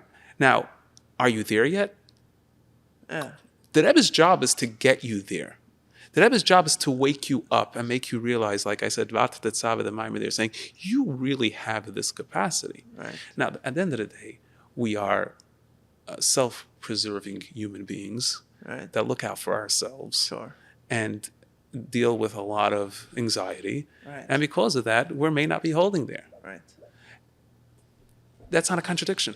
The Rebbe is not saying, I see what you're saying. kill yourself. It's not like sacrifice yourself, and sort of just like give up on reality and give up on yourself for this higher idealism. You could do it. You could do it. Empowering. That's the word. I see what you're saying. Empowering and challenging at the same time. What you're saying is that when you learn the Rebbe's Maimer, there's this possibility to see, it's very simple, it's very glatt. Like everything just very, very smooth, flows, that questions are answered, and, very nice. You're not saying, so that's where a lot of people say, well, in many ways it's not so challenging. If anything, it almost feels too simple. What you're saying is that it's only so simple because you don't realize that there's a distance. You're missing the point in a way. You're taking it as another abstraction. When the Rebbe is saying is that this is a reality.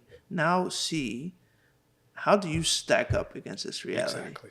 Right. And that's the challenge I was saying before. When you make that, when you include that in the cheshbon, suddenly, that's where it starts sounding like the cheshbon hanefesh of an atzmi. Right? Maybe it's not cheshbon hanefesh of kind of traditional introspection that focuses on a specific detail and spends a lifetime working on this middle, let's say. But it's constantly confronting the ultimate truth, which is far more exhausting, actually. Right? It's like, and I love how you're putting this whole family planning thing, which, by the way, I had this very identical conversation with somebody last week, not on the podcast, and I literally made the same point that you did, which is like it's the whole framework is kind of, I feel like the debate, if there's a debate, a public debate about it at all, it's kind of missing the point. It's like team big family, team small family, like, and then everybody tries to kind of fit the Rebbe into their team, right? So the team big family says, well, the Rebbe said clearly to have a big family. The team small family says, well, the Rebbe didn't really know. It's like the Rebbe's talking here, guys. He's talking up here. We're all down here, right? So be honest with yourself and say, okay, this is a truth that the Rebbe is talking about. We can all see where it's coming from. Now, the next question is, where do we stand in relation to that truth, right? And I think it's that kind of, it's a very tricky thing, though. It's a very tricky thing because the moment you go into this space of, Teres Atzmus, the chas, that's an atzmi, all these kind of things, you are asking people to live constantly in this darve puche space, where on one hand the mimer is completely classic and very, very simple, and somebody once told me it's like engineer-like, very black and white, but at the same time, it exposes all your inadequacies and challenges you to the utmost, right? It's darve puche constantly. Well, I actually think that is the definition, if there is one, and the famous story of the Pachim Panim trying to explain that's Atzmus, but that's paradox. That's Atzmus. That's God. What I mean by that is that these you brought out the duality or this paradox in one way.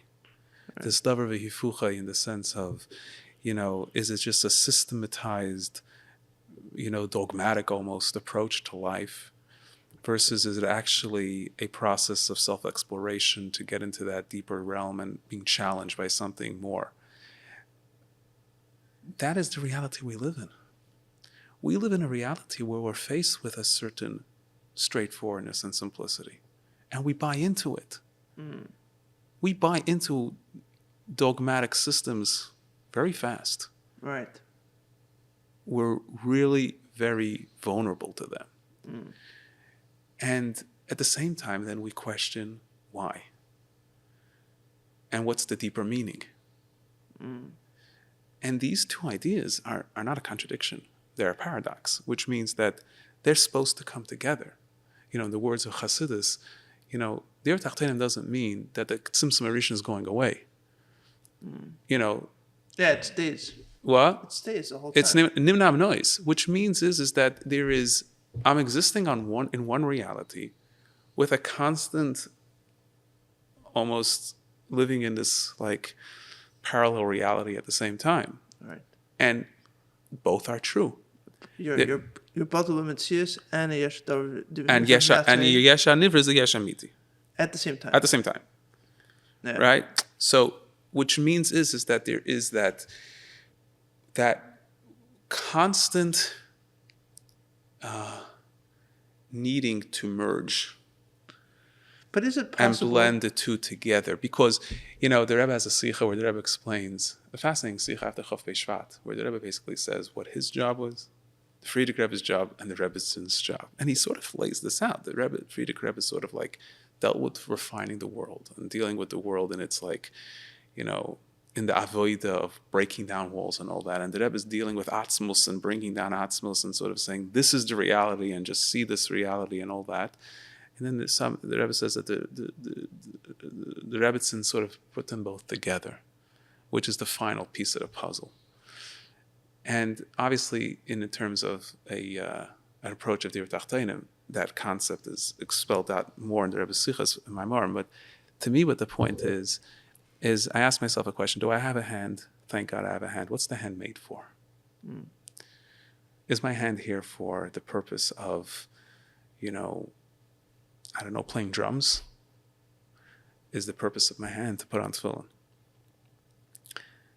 Well, that is a constant challenge to that reality that I see. Maybe it's both. It's both.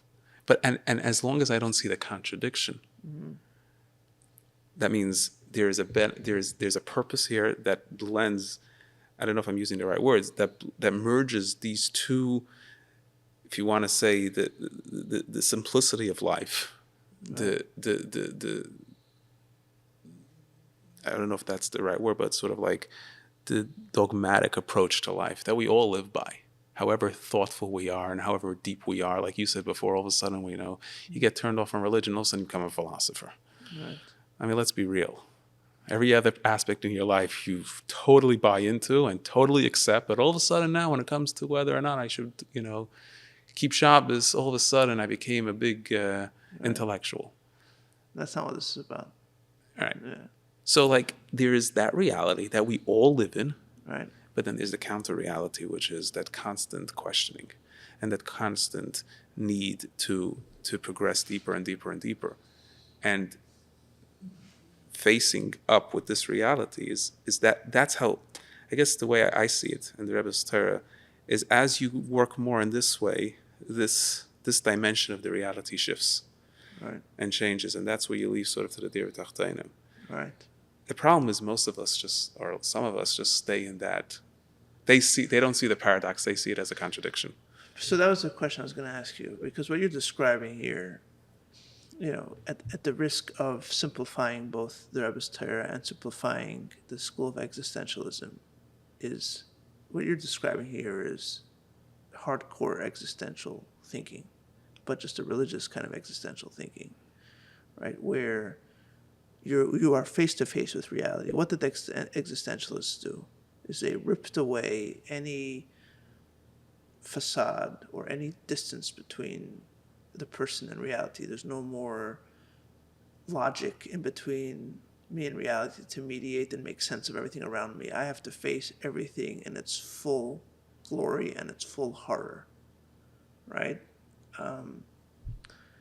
And be brutally honest with the truths of the world. Yeah, but all the main existentialists commit suicide. Yeah.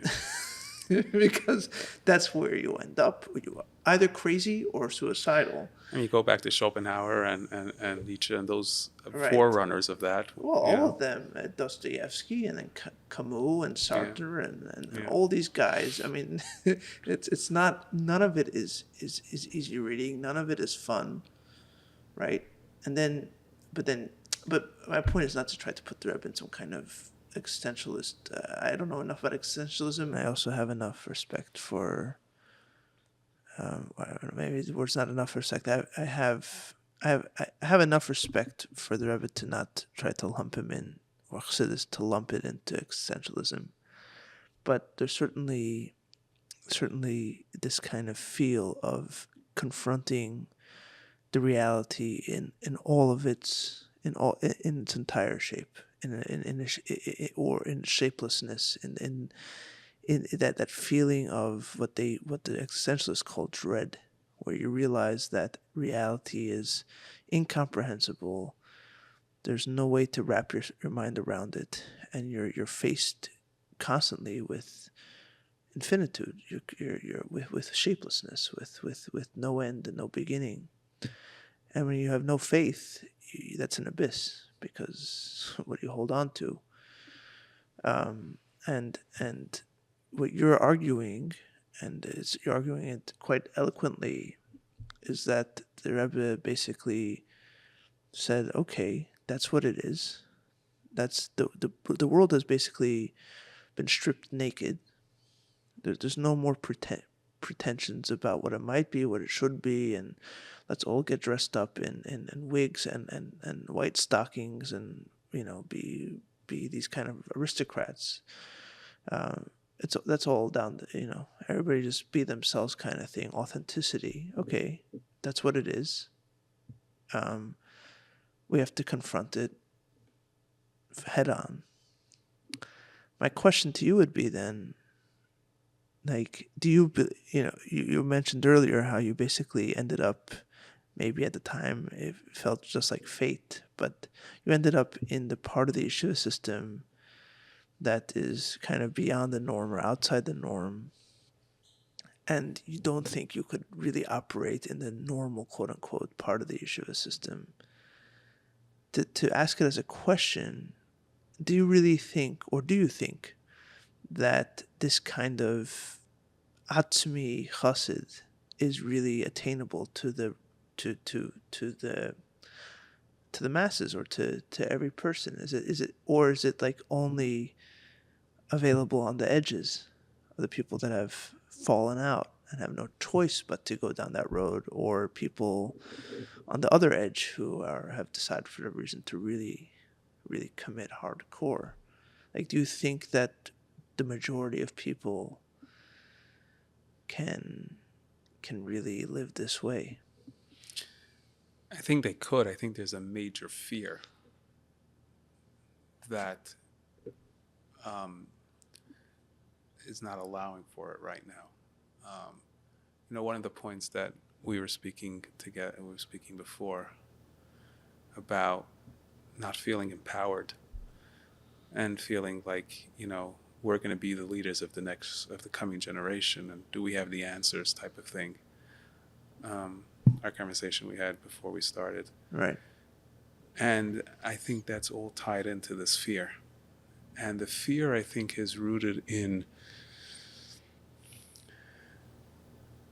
don't question, because if you question, there won't be an answer. Or don't question because I'll lose my trust in the language we're using now. Right.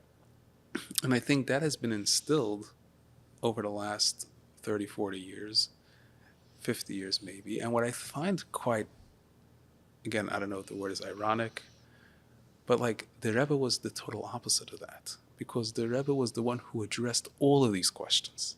Right. The Rebbe was the most open of every Rebbe, of any Rebbe, right, to really address the questions of, the age of the universe, to the questions of homosexuality, to like literally across the board. And it's almost like I don't know what the right words are. Maybe, some people call it, the generational trauma, or the generation of the Holocaust, that after the Holocaust felt the only way to survive was sort of like with brute religion and, and stop any thinking, because as soon as you think, you're like, Where was the Eibishter, yeah. Where was the Eibishter in the Holocaust then? Whatever the reasons are, we could probably, right. come up with many different reasons. But the reality is that has been the passive, progression, in the sense that we hold on to things that somehow we need to hold on to, like almost like a fear that if we let go of them somehow, like, and those who venture out don't have that fear anymore, because they've gone there already. And so when you ask the question, is this only works for the fringes? Well, they ventured out. They don't have that fear. So once they're receptive to perhaps going deeper, they're totally open to this. They're totally open to this chassid atzmi experience. Right. And I would like to think, and would really hope, that we could be at a place where there's enough leaders in our current community, the Chabad community, to be able to somehow break that fear, yet not necessarily causing everybody to go off into the fringes. It's dangerous because you have to know how to do it. I think there's another. Go ahead. Sorry. I was going to add. I think there's another side to this, which is where there's almost like two extremes, and this really gets into a bigger question. We're living what I believe is in a watershed moment in education from all of history. I think we're currently struggling with the biggest challenge of the gap of the past to the future is what we're living through now. And it's education in the school system, it's education as a parent. And you have, because of that, you have this spectrum of extremes. You have those that hold on dearly to the past, like sort of the Rebbe discusses the Menashe approach, right? Just living to the past and keep on living in that, chavayah that you had when you were in 770 and all that, and keep that going, and somehow you think that will pass on to the next generation, as long as there's enough mashke going around, and you could rebuild or recreate that experience. And then there's the others that are on the other end, and what comes with that a lot of times is harshness, which is like, as soon as you step out of line, you're rebuked, you're made to feel you're out of the circle. Because you're betraying the past. Right. And then you have those that are very much on the current, which is, no, we're in a new age. We're dealing with openness and realization that not everybody's meant to be doing everything the same, and everybody thinks different, neurodivergence and all these types of things. And we have to be, accommodating. But what a lot of times it leads to is parents and educators that are afraid to educate. Right. And what I call that abandonment, where you allow the child to just be, and you say, I'm on the hands-off approach. So we have like this almost like this polar. Well, it's surrender is what it is. It's surrender. Okay, maybe that's the better word. Or capitulation. Capitulation, right. And so you have these two extremes, and the current generation is living through that. Yeah. And I've seen this myself over the last 15 years. You've seen the progression of the students that have been involved with, let's say 15 years ago, there was an anger, there was a passion. You knew you could turn them on. Right. Versus now, there's an apathy. Right. Why should I? Right. And why am I making this point is because... You're saying it's changed even in the fringes. Oh, in the fringes also it's changed, correct. It went from kind of rebellion to just like... Who cares? Yeah. Right. And... You see it also. You'll see it also with the people who kind of the quote unquote modern Chabad, where like a lot of people that I know, and I to be careful, I'm not trying to make fun of anybody here, not on either side, but Like it used to be like, okay, I don't like what's going on, I leave. Now it's like, why even bother leaving? Let me just stay and do whatever the heck I want. Right. Which is a form of apathy. Yeah. Like, I'm not even going to bother leaving. That's like too much of a hassle. Let me just stay and do whatever I want. Or in the words of my brother, the best way to, not be religious is say you're Chabad. In other words, like, you act totally without removing the guilt side of it. Right. Just do whatever you want. Do whatever you want, but I'm Chabad.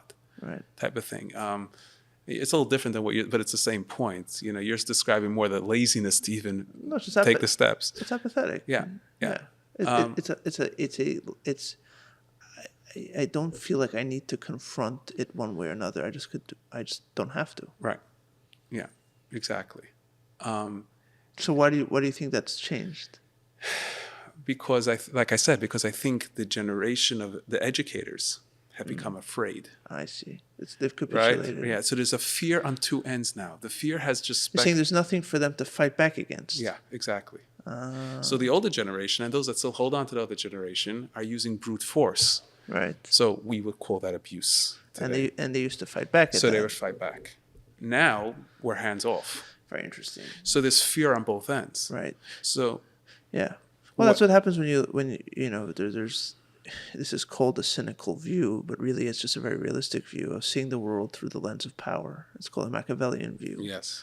And when you look at the world, what they call Machiavellianly, a lot of things begin to make sense. And so what you're describing, I actually started writing up a shtickle essay about my meeting with Dr. Lowenthal. And my thoughts there were pretty much spot on to what you're talking about, which is when you look at it through the lens of power, there was a time when, and maybe to an extent till today, where the older generation had more leverage and more power. And so they basically were said, okay, we're going to hold the line. We're going to hold the standard here. You're going to have to take it away from us. And so you saw a lot of kicking and screaming and rebelling for people that didn't like it, but they had the power. So you're beginning to see a shift now where the power is more on as the younger generation grows, the older generation fades away, the younger generation becomes more wealthy and so on. So they're able to define their own norms. They have their own leverage, and the older generation's leverage is slipping. And so now you're seeing, like you're saying, a kind of capitulation, the interesting thing that you added here, which I didn't think of, is that leads to almost a kind of form of apathy because you don't have to fight anymore, right? Which in a way you lose that energy of confrontation. And I feel like the only way through this impasse is trust. Oh yeah. Because so long as it's a question of who's got more power, then either the old generation is on top or the younger generation is on top. And right now, there's no question. If you look forward, the younger generation is only going to be more and more on top. They have the numbers, they have the money, and they will have the power soon enough, like formally. But, whether or not they choose to give trust to a generation that they feel never trusted them, that's a question that remains to be seen. But I think the only way that you can negotiate these kind of tensions between generations, which have always existed, by the way. Yeah. This is not new. This is not new. But where it's different in our generation is because of the cultural wars that we're living through, which means that the accepted identities are being questioned. Right. Going to, binary, non-binary, when you're dealing with questions of sexual identity, right? When you're dealing with questions of the basics of morality, right? Once you have that, all of those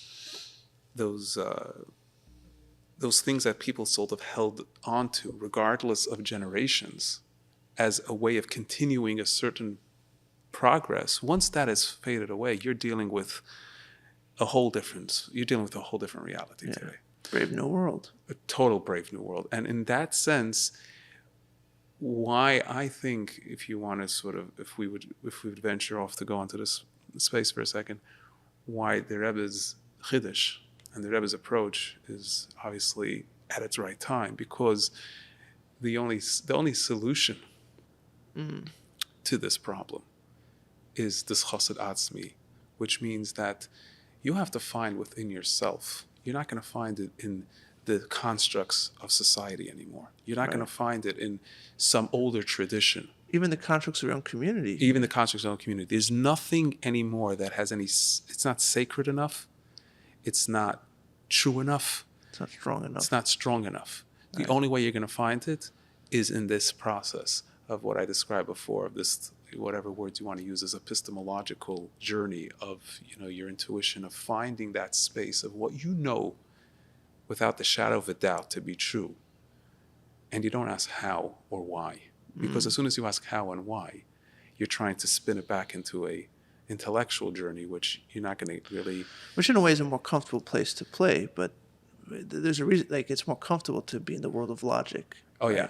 We feel it's power. Talking about power, I mean, logic provides us with a sense of security. Right. Because... Control. Yeah, control. Right. Security, control. And where you find interesting, a lot of times when people do veer off, a lot of the times where they go and they explore is, you mentioned, different particular, writers or thinkers over the last 100, 200 years.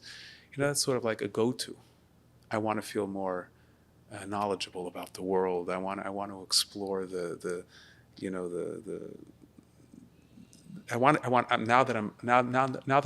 that the bird has flown the coop, now I'm going to explore all the different elements to reality that I sort of lost out on. But more importantly, I need to find myself. So where am I going to find myself? I'm going to find myself in perhaps a Dostoevsky. Right? So now he describes himself, and I'm like, wow, that's so perfect. Like that particular struggle, right? Do I hold on to the old God of the Christian world, or do I move into my own, challenging that place? But there's a philosophy about that. God's dead, and Nietzsche and I could sort of I resonate with that idea. Talking about power, where the religious weak have been holding me captive or whatever. So now I have an identity. Right. What's your identity? Not much. It's intellectual concepts that swirl around in your mind and just make you feel like you're going somewhere. Right. And I call it intellectual masturbation. You've traded one set of ideas that don't belong to you for another set of ideas that don't belong to you. Right. But you feel somehow that you became an aufgeklärter, right? You feel because you did it yourself, because you rebelled against the system. Therefore, that makes it more original. That makes it more, and I think, I think this goes back again to this whole idea of being able to ask the full questions within the context of being a chassid, or being a frumid, asking the full questions. To put it in a slightly different language, there's always this kind of tendency in Lubavitch where, like, if you're looking for a cool story or looking for an interesting story, an interesting personality, you got to go to the Baalei Tshuva. They've got cool stories because they've got backgrounds that are colorful and different.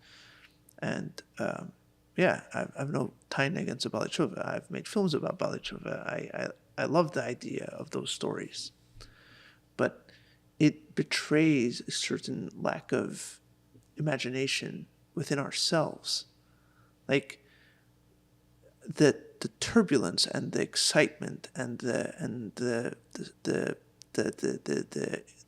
kind of violent introspection that we think about only in Baalei Tshuva should be existing within ourselves, even those who were born within the family, within the Messiah of Yiddishkeit and Lubavitch and so on. We should also be engaged in this thrilling and scary sometimes, or always, kind of journey. We should be able to do that. Maybe we have no choice but to do that, because if we don't, then we end up in what you're talking about, where you feel stifled and lied to and or told half-truths within your world. Then you have to go trade it out for another bunch of similar things. Like, they're not your ideas either. I could clarify myself. You could take ownership of your ideas right here. You don't have to go there. That doesn't make it more original by going there.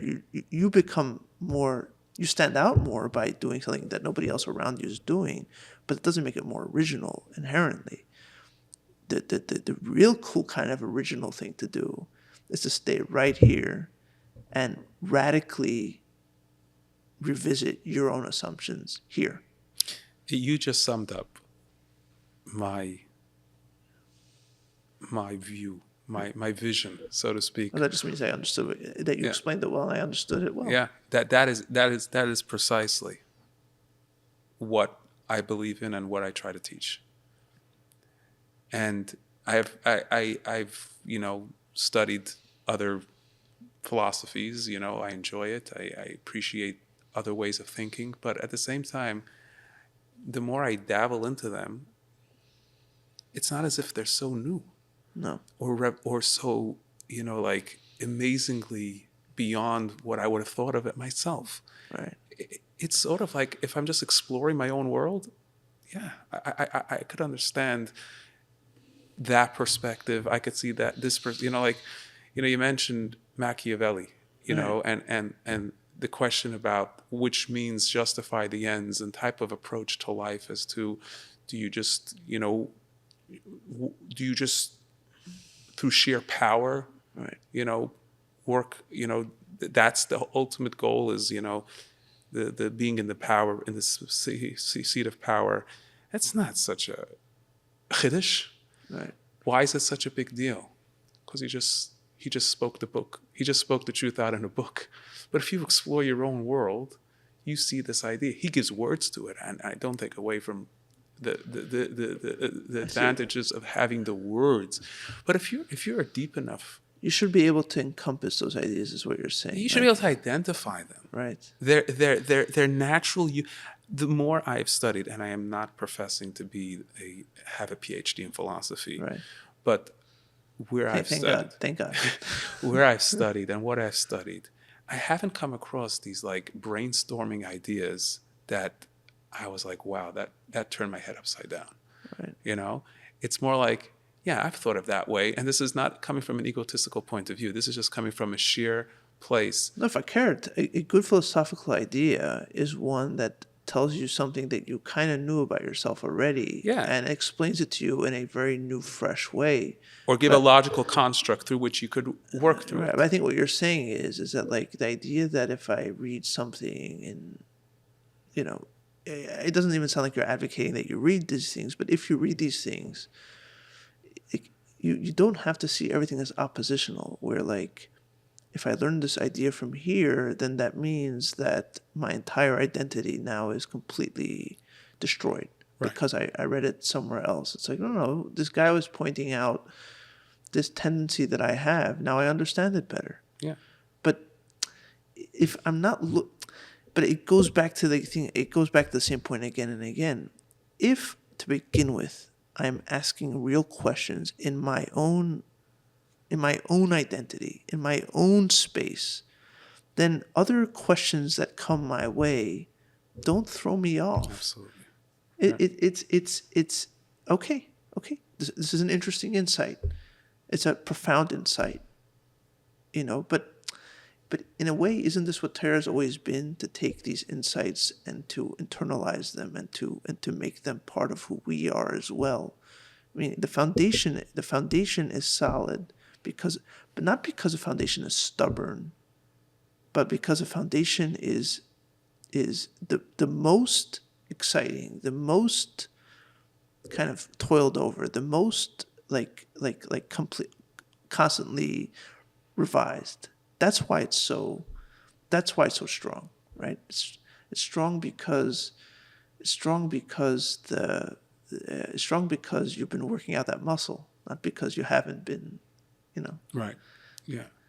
and if it's strong in that way, then the other questions that you come by, I think in other words, what I'm learning, what I'm hearing from you is that if we learn from ourselves and internally that a question isn't in itself something to be scared of, then in general we're no longer scared of questions. We kind of, maybe that's even the pshat of the famous story of the Baal Shem Tov, I'm not scared of anything besides the Eibishter. Once questions, why is that? Think about the story now. Is it because I'm only scared of the Eibishter because I know for a fact, I could say it's 2 + 2 = 4 and figured it out and now it's solid, or is it because the Eibishter's is the biggest question I have? There's an interesting twist to it, right? Yeah. I think maybe the Eibishter is the biggest question I have, and you could throw any question at me. That's not going to budge the biggest question of all, which is the one that I'm most engrossed in. I wonder if that, if there's some truth to that. Interesting. I mean, I think what maybe to add to what you're saying is, if I could live with this question about God, I could live with any question. Right. Take it a little deeper. It's precisely because there is the question about God, right, which makes me feel comfortable with all other questions. In other words, I have to verify this, but I've heard this, that the Rebbe Rashab was once asked by an atheist or someone from the Haskalah movement that Chassidus claims that all ideas are in Torah. So where's the concept of that there's no God in Torah? And is that concept in Torah as well? And the Rebbe Rashab said absolutely, right? Because the concept of Bilti Mitzias Nimsa, right? Like, we don't know God the way God really is. So from our angle, God doesn't exist. Which, in other words, goes back to paradox, the concept of paradox. But in other words, what you're saying, and adding maybe a little more, is that living with that almost the constant question. It sounds to some as sort of like, living in this nihilistic point of view. That's not the point here. The constant question means that this paradox of life, right, that we spoke about before. What is real? What's true? What's not? What we know? The reality, the way we see it. How much of it is could we know it to be real? And all these types of questions that come about. If I could have that in my forefront of my mind about God, right, and live with that, that makes us feel very. I find it a space of peace. I'll maybe use an analogy that sort of, I think, for myself, maybe brings it out a little bit more. As a married man, I think that is kind of the nature of our relationship. Do we really know for sure that this person is the person we're supposed to be living with the rest of our lives? The honest answer is no. It's impossible. Of course not. It's impossible. Right. But yet we somehow believe in that. Like, we live our lives in accordance with that idea, right? In other words, you could live with that question, sort of. Right. Well, that's essentially what you're fighting against your entire life. That's what you're fighting against your entire life, right? But the question doesn't destroy you. Doesn't have to destroy Doesn't have to destroy you. It's, in other words, even the most core foundational point, so to speak, you could say, of your day-to-day life, that relationship you have, it's not a problem. Right. If you're living in that question. And not only it's not a problem, because you could have that question, it'll give space for everything else. Right. And you could say that about your own life, really. Does anybody know that their existence is worth anything? Meaning that your life is unique and truly has something to offer to this world. No, you spend your entire life figuring out if that's true. I mean, thinking now, like, what's a pshat? This is by far my favorite, like, maimer or pisgum of Chassidische pisgum, the Baal Shem Tov's pisgum, that an neshama comes down to the world 70, 80 years just to do a teva for another yid, Beruchnis, or for sure Gash, or it's the other way around. But to do a teva for yid, what does that mean? For 70, 80 years, there's no lack of there's no Clarkite whatsoever, no clarity whatsoever of what you're doing in this world. And at the very end, there's that one moment of clarity, right? There's that one moment of, that's what it's for. What does that mean? That means that you were waiting around like a mule for 70, 80 years for that moment to come, meaning 70, 80 years of wasted time only for that moment? What kind of cruel Abish would make a world like that? No. The 70, 80 years of questioning and searching, that's the point. It's worth the entire search to have that one moment of achievement. Because when you live life in that kind of search, in a way, you're almost immune. Yeah. I would actually, you mentioned the 70, 80 years. I've always been struggling with this idea. It's an idea that I've been living by for a long time, and I sort of wanted some validation that there's actually some, And I learned a sikh of the Rebbe where the Rebbe pretty much says this. The Rebbe is talking about the famous, Chazal that says Bikesh Yaakov Leishav B'Shalva. Right. And we take it from a very simple point of view, is that he had a hard life. He had his brother Asaph wanted to kill him and all of that. Right. And the Rebbe says, no, that's not what he wanted. He wanted to know what he's doing is real. Right. Exactly this point. He wanted to know that I'm not just working, the famous mashal, the guy in prison, right. turning is this real? And right. we never really know. We never know. We never really know. But that's not the problem. That's actually that's a blessing. That's the blessing. Mm. But I will say that we come across what I like calling the honeymoon moments, where there's those glimpses that we do have that allow us to keep us going. Mm. I base this off a ha'ara of the Rebbe and Basi Lagani of Padav V'Sham Tavshin Chof Beis, where the Rebbe describes what the Alter Rebbe talks about in Tanya, chapter 25, Parachof Hey, about what enables us not to sin, right? The Alter Rebbe says because we have the ability of yichida, basically, right? Mesiras Nefesh. Right. And the Rebbe says something so powerful in the Maimer that he explains a little better in the footnote. The Rebbe says, even just having the machshava that you have the yichida. In other words, you're not even going to really experience yichida.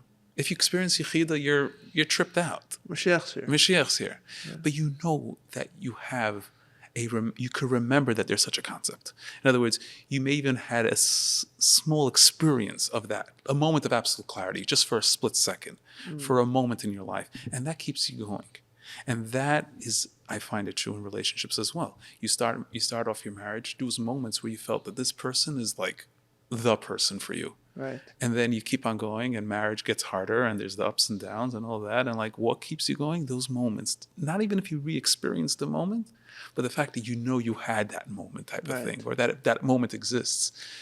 And I think that these two ideas come together where you have, the ability to live with the constant question, right? And like I said, Bikesh Yaakov Leishav B'Shalva, but at the same time, having that, I'll call it the honeymoon moment of where you could remember or know that there was that absolute point of clarity that you had, and for some maybe they never really had it, but there's something that tells us perhaps that it's there or reachable or attainable somehow, and we go for it, and obviously it fades away. I mean, that doesn't last. We come back to reality. That goes back to the paradox or this contradiction we spoke about before. But I think that going back to what we were speaking about before, this is what I think the Rebbe gave us the power. This is the journey the Rebbe inspired us to do. I think that's what he's talking about, Atzmus, in that sense of reaching finally to that space where this is me, as you said before, because it's me. This is me because I have all the things that I was able to hold on to before, all of those securities are gone. And That's my definition of Bittul Hayesh. Bittul Hayesh, what is Yesh? What is ego? Ego is a space that has been created from insecurity. I don't know who I am. I don't feel safe. I need to create myself. I need to find a label. I need to find a certain identity that I could sit in and feel comfortable. And I only let into that space things that I feel safe with. The guards, so to speak, to my ego, the things that I hold on to is my logic. So I ask the question, why, how, where? Right. And once I feel safe with them, I let them in. And that's how I keep on living in that space. But when you're living in a reality where all the logic and all of the held up truths are being destroyed, there's no yesh anymore. There's no ego space anymore. What are you holding on to say it's me? So some people say, that's right. There is nothing. I am nothing. Right? That's, sort of an argument like some will,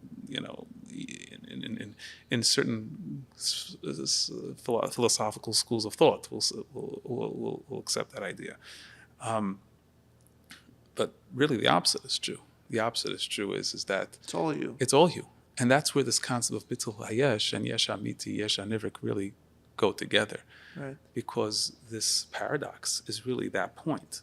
Right. That idea. And the Rebbe has been really teaching us all this way through that we have this ability and we need to tap into it. We need to work with it. And as I said before, because we're living in such a watershed time in education, how we turn out on the other side is going to be the biggest question, right? And I'm living through it right now. We are living through it right now, so it's hard to ever know. But if we don't instill in our children, in our students, this approach, I don't know how much will be left in terms of going forward. Right. And it's not something left. It's not just because, you have the idea that, the only people who really ask these types of questions are those that, so to speak, have their own issues, and their emotional, take your average guy in yeshiva today. Right. How much do they really believe? Yeah, it's a total cop-out. I mean, it's nothing to do with reality. It's lazy because the people are not confronting reality. That's obvious to anybody who wants to take a look. But it's also a cop-out. It's like, look at Lomazog, and that it's only these 20% of people. So what? So you're just going to write them off? No, but it's going back to the fear. It's going back to the fear. If I could say that it's only these 20 people, that means what I really believe in, which I don't know what I believe in, but whatever I believe in must be true. Right. I can hold. I can convince myself that really, this is what's going to last. But anybody who's being honest can see where the trend lines are going. Anybody that's being honest can see where things head if an intervention isn't made. Right? And the intervention that you're suggesting is not to, we could go on about this for hours, but, somebody once posed a question to me and someone else who I was sitting with about, we see that the yeshiva system is failing. We need to change the structure of the yeshiva. I said, it's not even going deep enough at all. It's always like, we need to make bigger breaks and more sports. And guys, cut it out. This is not what we're talking about here. We need to first understand that what time of day it is. Right? The goal isn't to how do we get Bachrim back to how Tim used to be. This is not what's cooking right now. Right? You're dealing with a fundamentally different scenario. You're dealing with a different kind of upheaval. So you need to reevaluate where Bachrim are. You need to ask yourself, what does Chassidus mean? What can Chassidus mean to them? How can it mean something to them? Right? Not to repackage the same old thing in a different, same old thing with different uniform, or a cooler booklet. That's not the goal. The goal is not to, how do we, it's like take the vegetables and crush it into a smoothie, and so now they'll eat it. Now they'll eat their vegetables. That's not the goal. The goal is, how do you take this child who doesn't like vegetables and get them to appreciate that it's important for their health? Maybe they need to be spoken in a different language. Maybe the old school way of forcing them to eat doesn't work anymore. Maybe it's a unwillingness to grapple with foundational questions. Anyway, we could go on about it for a while. Just on one point, I tell my students, you talking about Chassidus and making it meaningful. I say, start learning Tanya and ask yourself what questions bother you. Right. And then look to see if the Tanya answers those questions. But you're not saying anything revolutionary. That's what it says in the Akdamas HaMalakit. But no one does that. Yeah. In other words, what people look at the Tanya is that this is some academic information. A book of answers. A book of answers. Right. So where do I fit in if I don't relate to it? Right. Well, first of all, are you open to your own self? Are you open to your own questions? Right. Are you still believing that, it's like the people, like you go sometimes in an argument about, science and Torah, and the people are like, oh, there's an answer of the Rebbe. Okay, so because there's an answer of the Rebbe, case that's closed. Case closed. Of that. Wasn't your question, wasn't your answer. Exactly. Exactly. So that's what I tell my students. I said, no, you have questions. All right. Be open with your questions, and then see, does the Tanya answer your question? Right. And how does it answer your question? Yeah. No, and it's like literally staring in the face. That's the Akdamas HaMalakit. That's the point of the Tanya. The Tanya book does not work without questions. Without questions, it's like putting medicine on a closed wound. It's pouring water on a closed mouth. There's nothing. If there's no opening, there's no entry. Yeah. And just to kind of circle back a little bit about Tanya, one of my favorite kind of moments in Tanya is that, I forget which parak, the Alter Rebbe is explaining about ulai lekach nivra, that, even though he's... No, he says ulai lekach nivra, I think, like where he's talking about... No, later on in the Lamed, I think, where he's talking about meriros, I think, and how to get out of the meriros. So, like, the fact that you have these machshavas and the fact that you have these things that show that you're still not fully refined. Remember that maybe this is ulai kachnever. Maybe you were created to be a beinani and to fight. And I remember asking myself, what ulai kachnever? The whole Tanya has been explaining how even if you're a tzaddik, you should think that it's going the opposite direction, where we accept almost as a matter of fact that no one's a tzaddik and everyone's a rasha trying to be a beinani. So what's a ulai lekach nivra? Mistama lekach nivra, like it's bepashas. You're lucky if you're fighting for this, right? You're not. What's Alter Rebbe saying? I can't give you certainty that way either. I can never give you certainty. The moment I give you certainty, this book is worthless. Right? This book is not a book for those who want to sleep well at night. It's not a book for those who want answers that put them to sleep. This is a book for people who have questions and want those questions to be answered. Like I think Dr. Lowenthal told me that you have a question and you go to a higher Elam and there's an answer. Baal Shem Tov said that. Yeah, you quoted from the Baal Shem Tov that there's a higher Elam where that question is answered, but then there's another question. This is what we're talking about, man. This is what we're talking about. It's a, and I think, if I can kind of self-reference another episode on the podcast, I think that's what I found with Dr. Lowenthal. I think that's what a lot of people who listened also found with him, is that he's someone who's deep in the world of academia, and he's not doing it to design. Like he knows a lot of texts and whatever books that he's been studying. Like he knows these things, and he learns them gruntig. But it doesn't seem to affect him. You can ask why. Is it because he's enough of a mekusher and he's holding on to higher, so it's like an Indian schoolie? Could be. But I think there's a more simple explanation. his questions about his Yiddishkeit, his focus on working on his inner Yiddishkeit and his connection to his own Yiddishkeit are so strong and so overpowering that all the other questions that he's engrossed in for his professional reasons, and they don't hold a candle.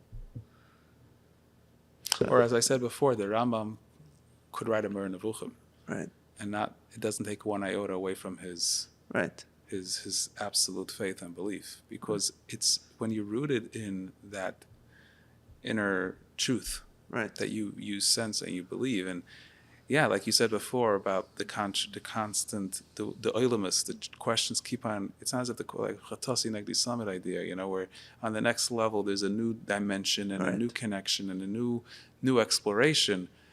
That's not a problem. That's actually, again, being able to constantly refine the reality I live in and see myself growing in that reality.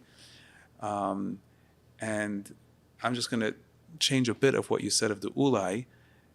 The ulai is, maybe this is what you meant. Maybe now I'm understanding what you meant. The ulai is precisely this idea of what you are created for is dependent on how you look at it. And in each stage of your journey, you're going to see that different and deeper and deeper and deeper. So you sometimes come to a point, okay, I learned Tanya, I learned Chassidus, I know what I'm here for, Dir Tachtenim, I got to do Torah mitzvahs, yada, yada, yada. That's sort of the external.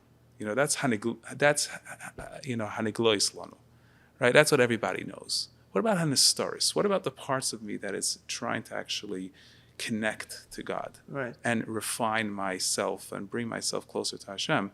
For that, there's only an ulai, right, my purpose, my being, my essence, right. And that's that ulam that I'm constantly traveling higher and higher and higher. Whichever level I'm going to go to, I'm going to find because and then going back to the point we said, it's not about an answer. There's always turbulence underwater. Yes, exactly. Right? Even under the calm waters, there's turbulence if you go deep enough. Anyway, this has been fascinating, but there will be some people who, for whatever reason, listen all the way to the end, and they're going to be expecting to hear the resolution of the story with your Zayda and the Frierdiker Rebbe. Very, very upset that we haven't gotten to it. So we're not going to finish the whole story, but at least we need to hear the resolution of what happened. So the way I remember my grandfather saying it, he said that the Frierdiker Rebbe was very stern with him. Right.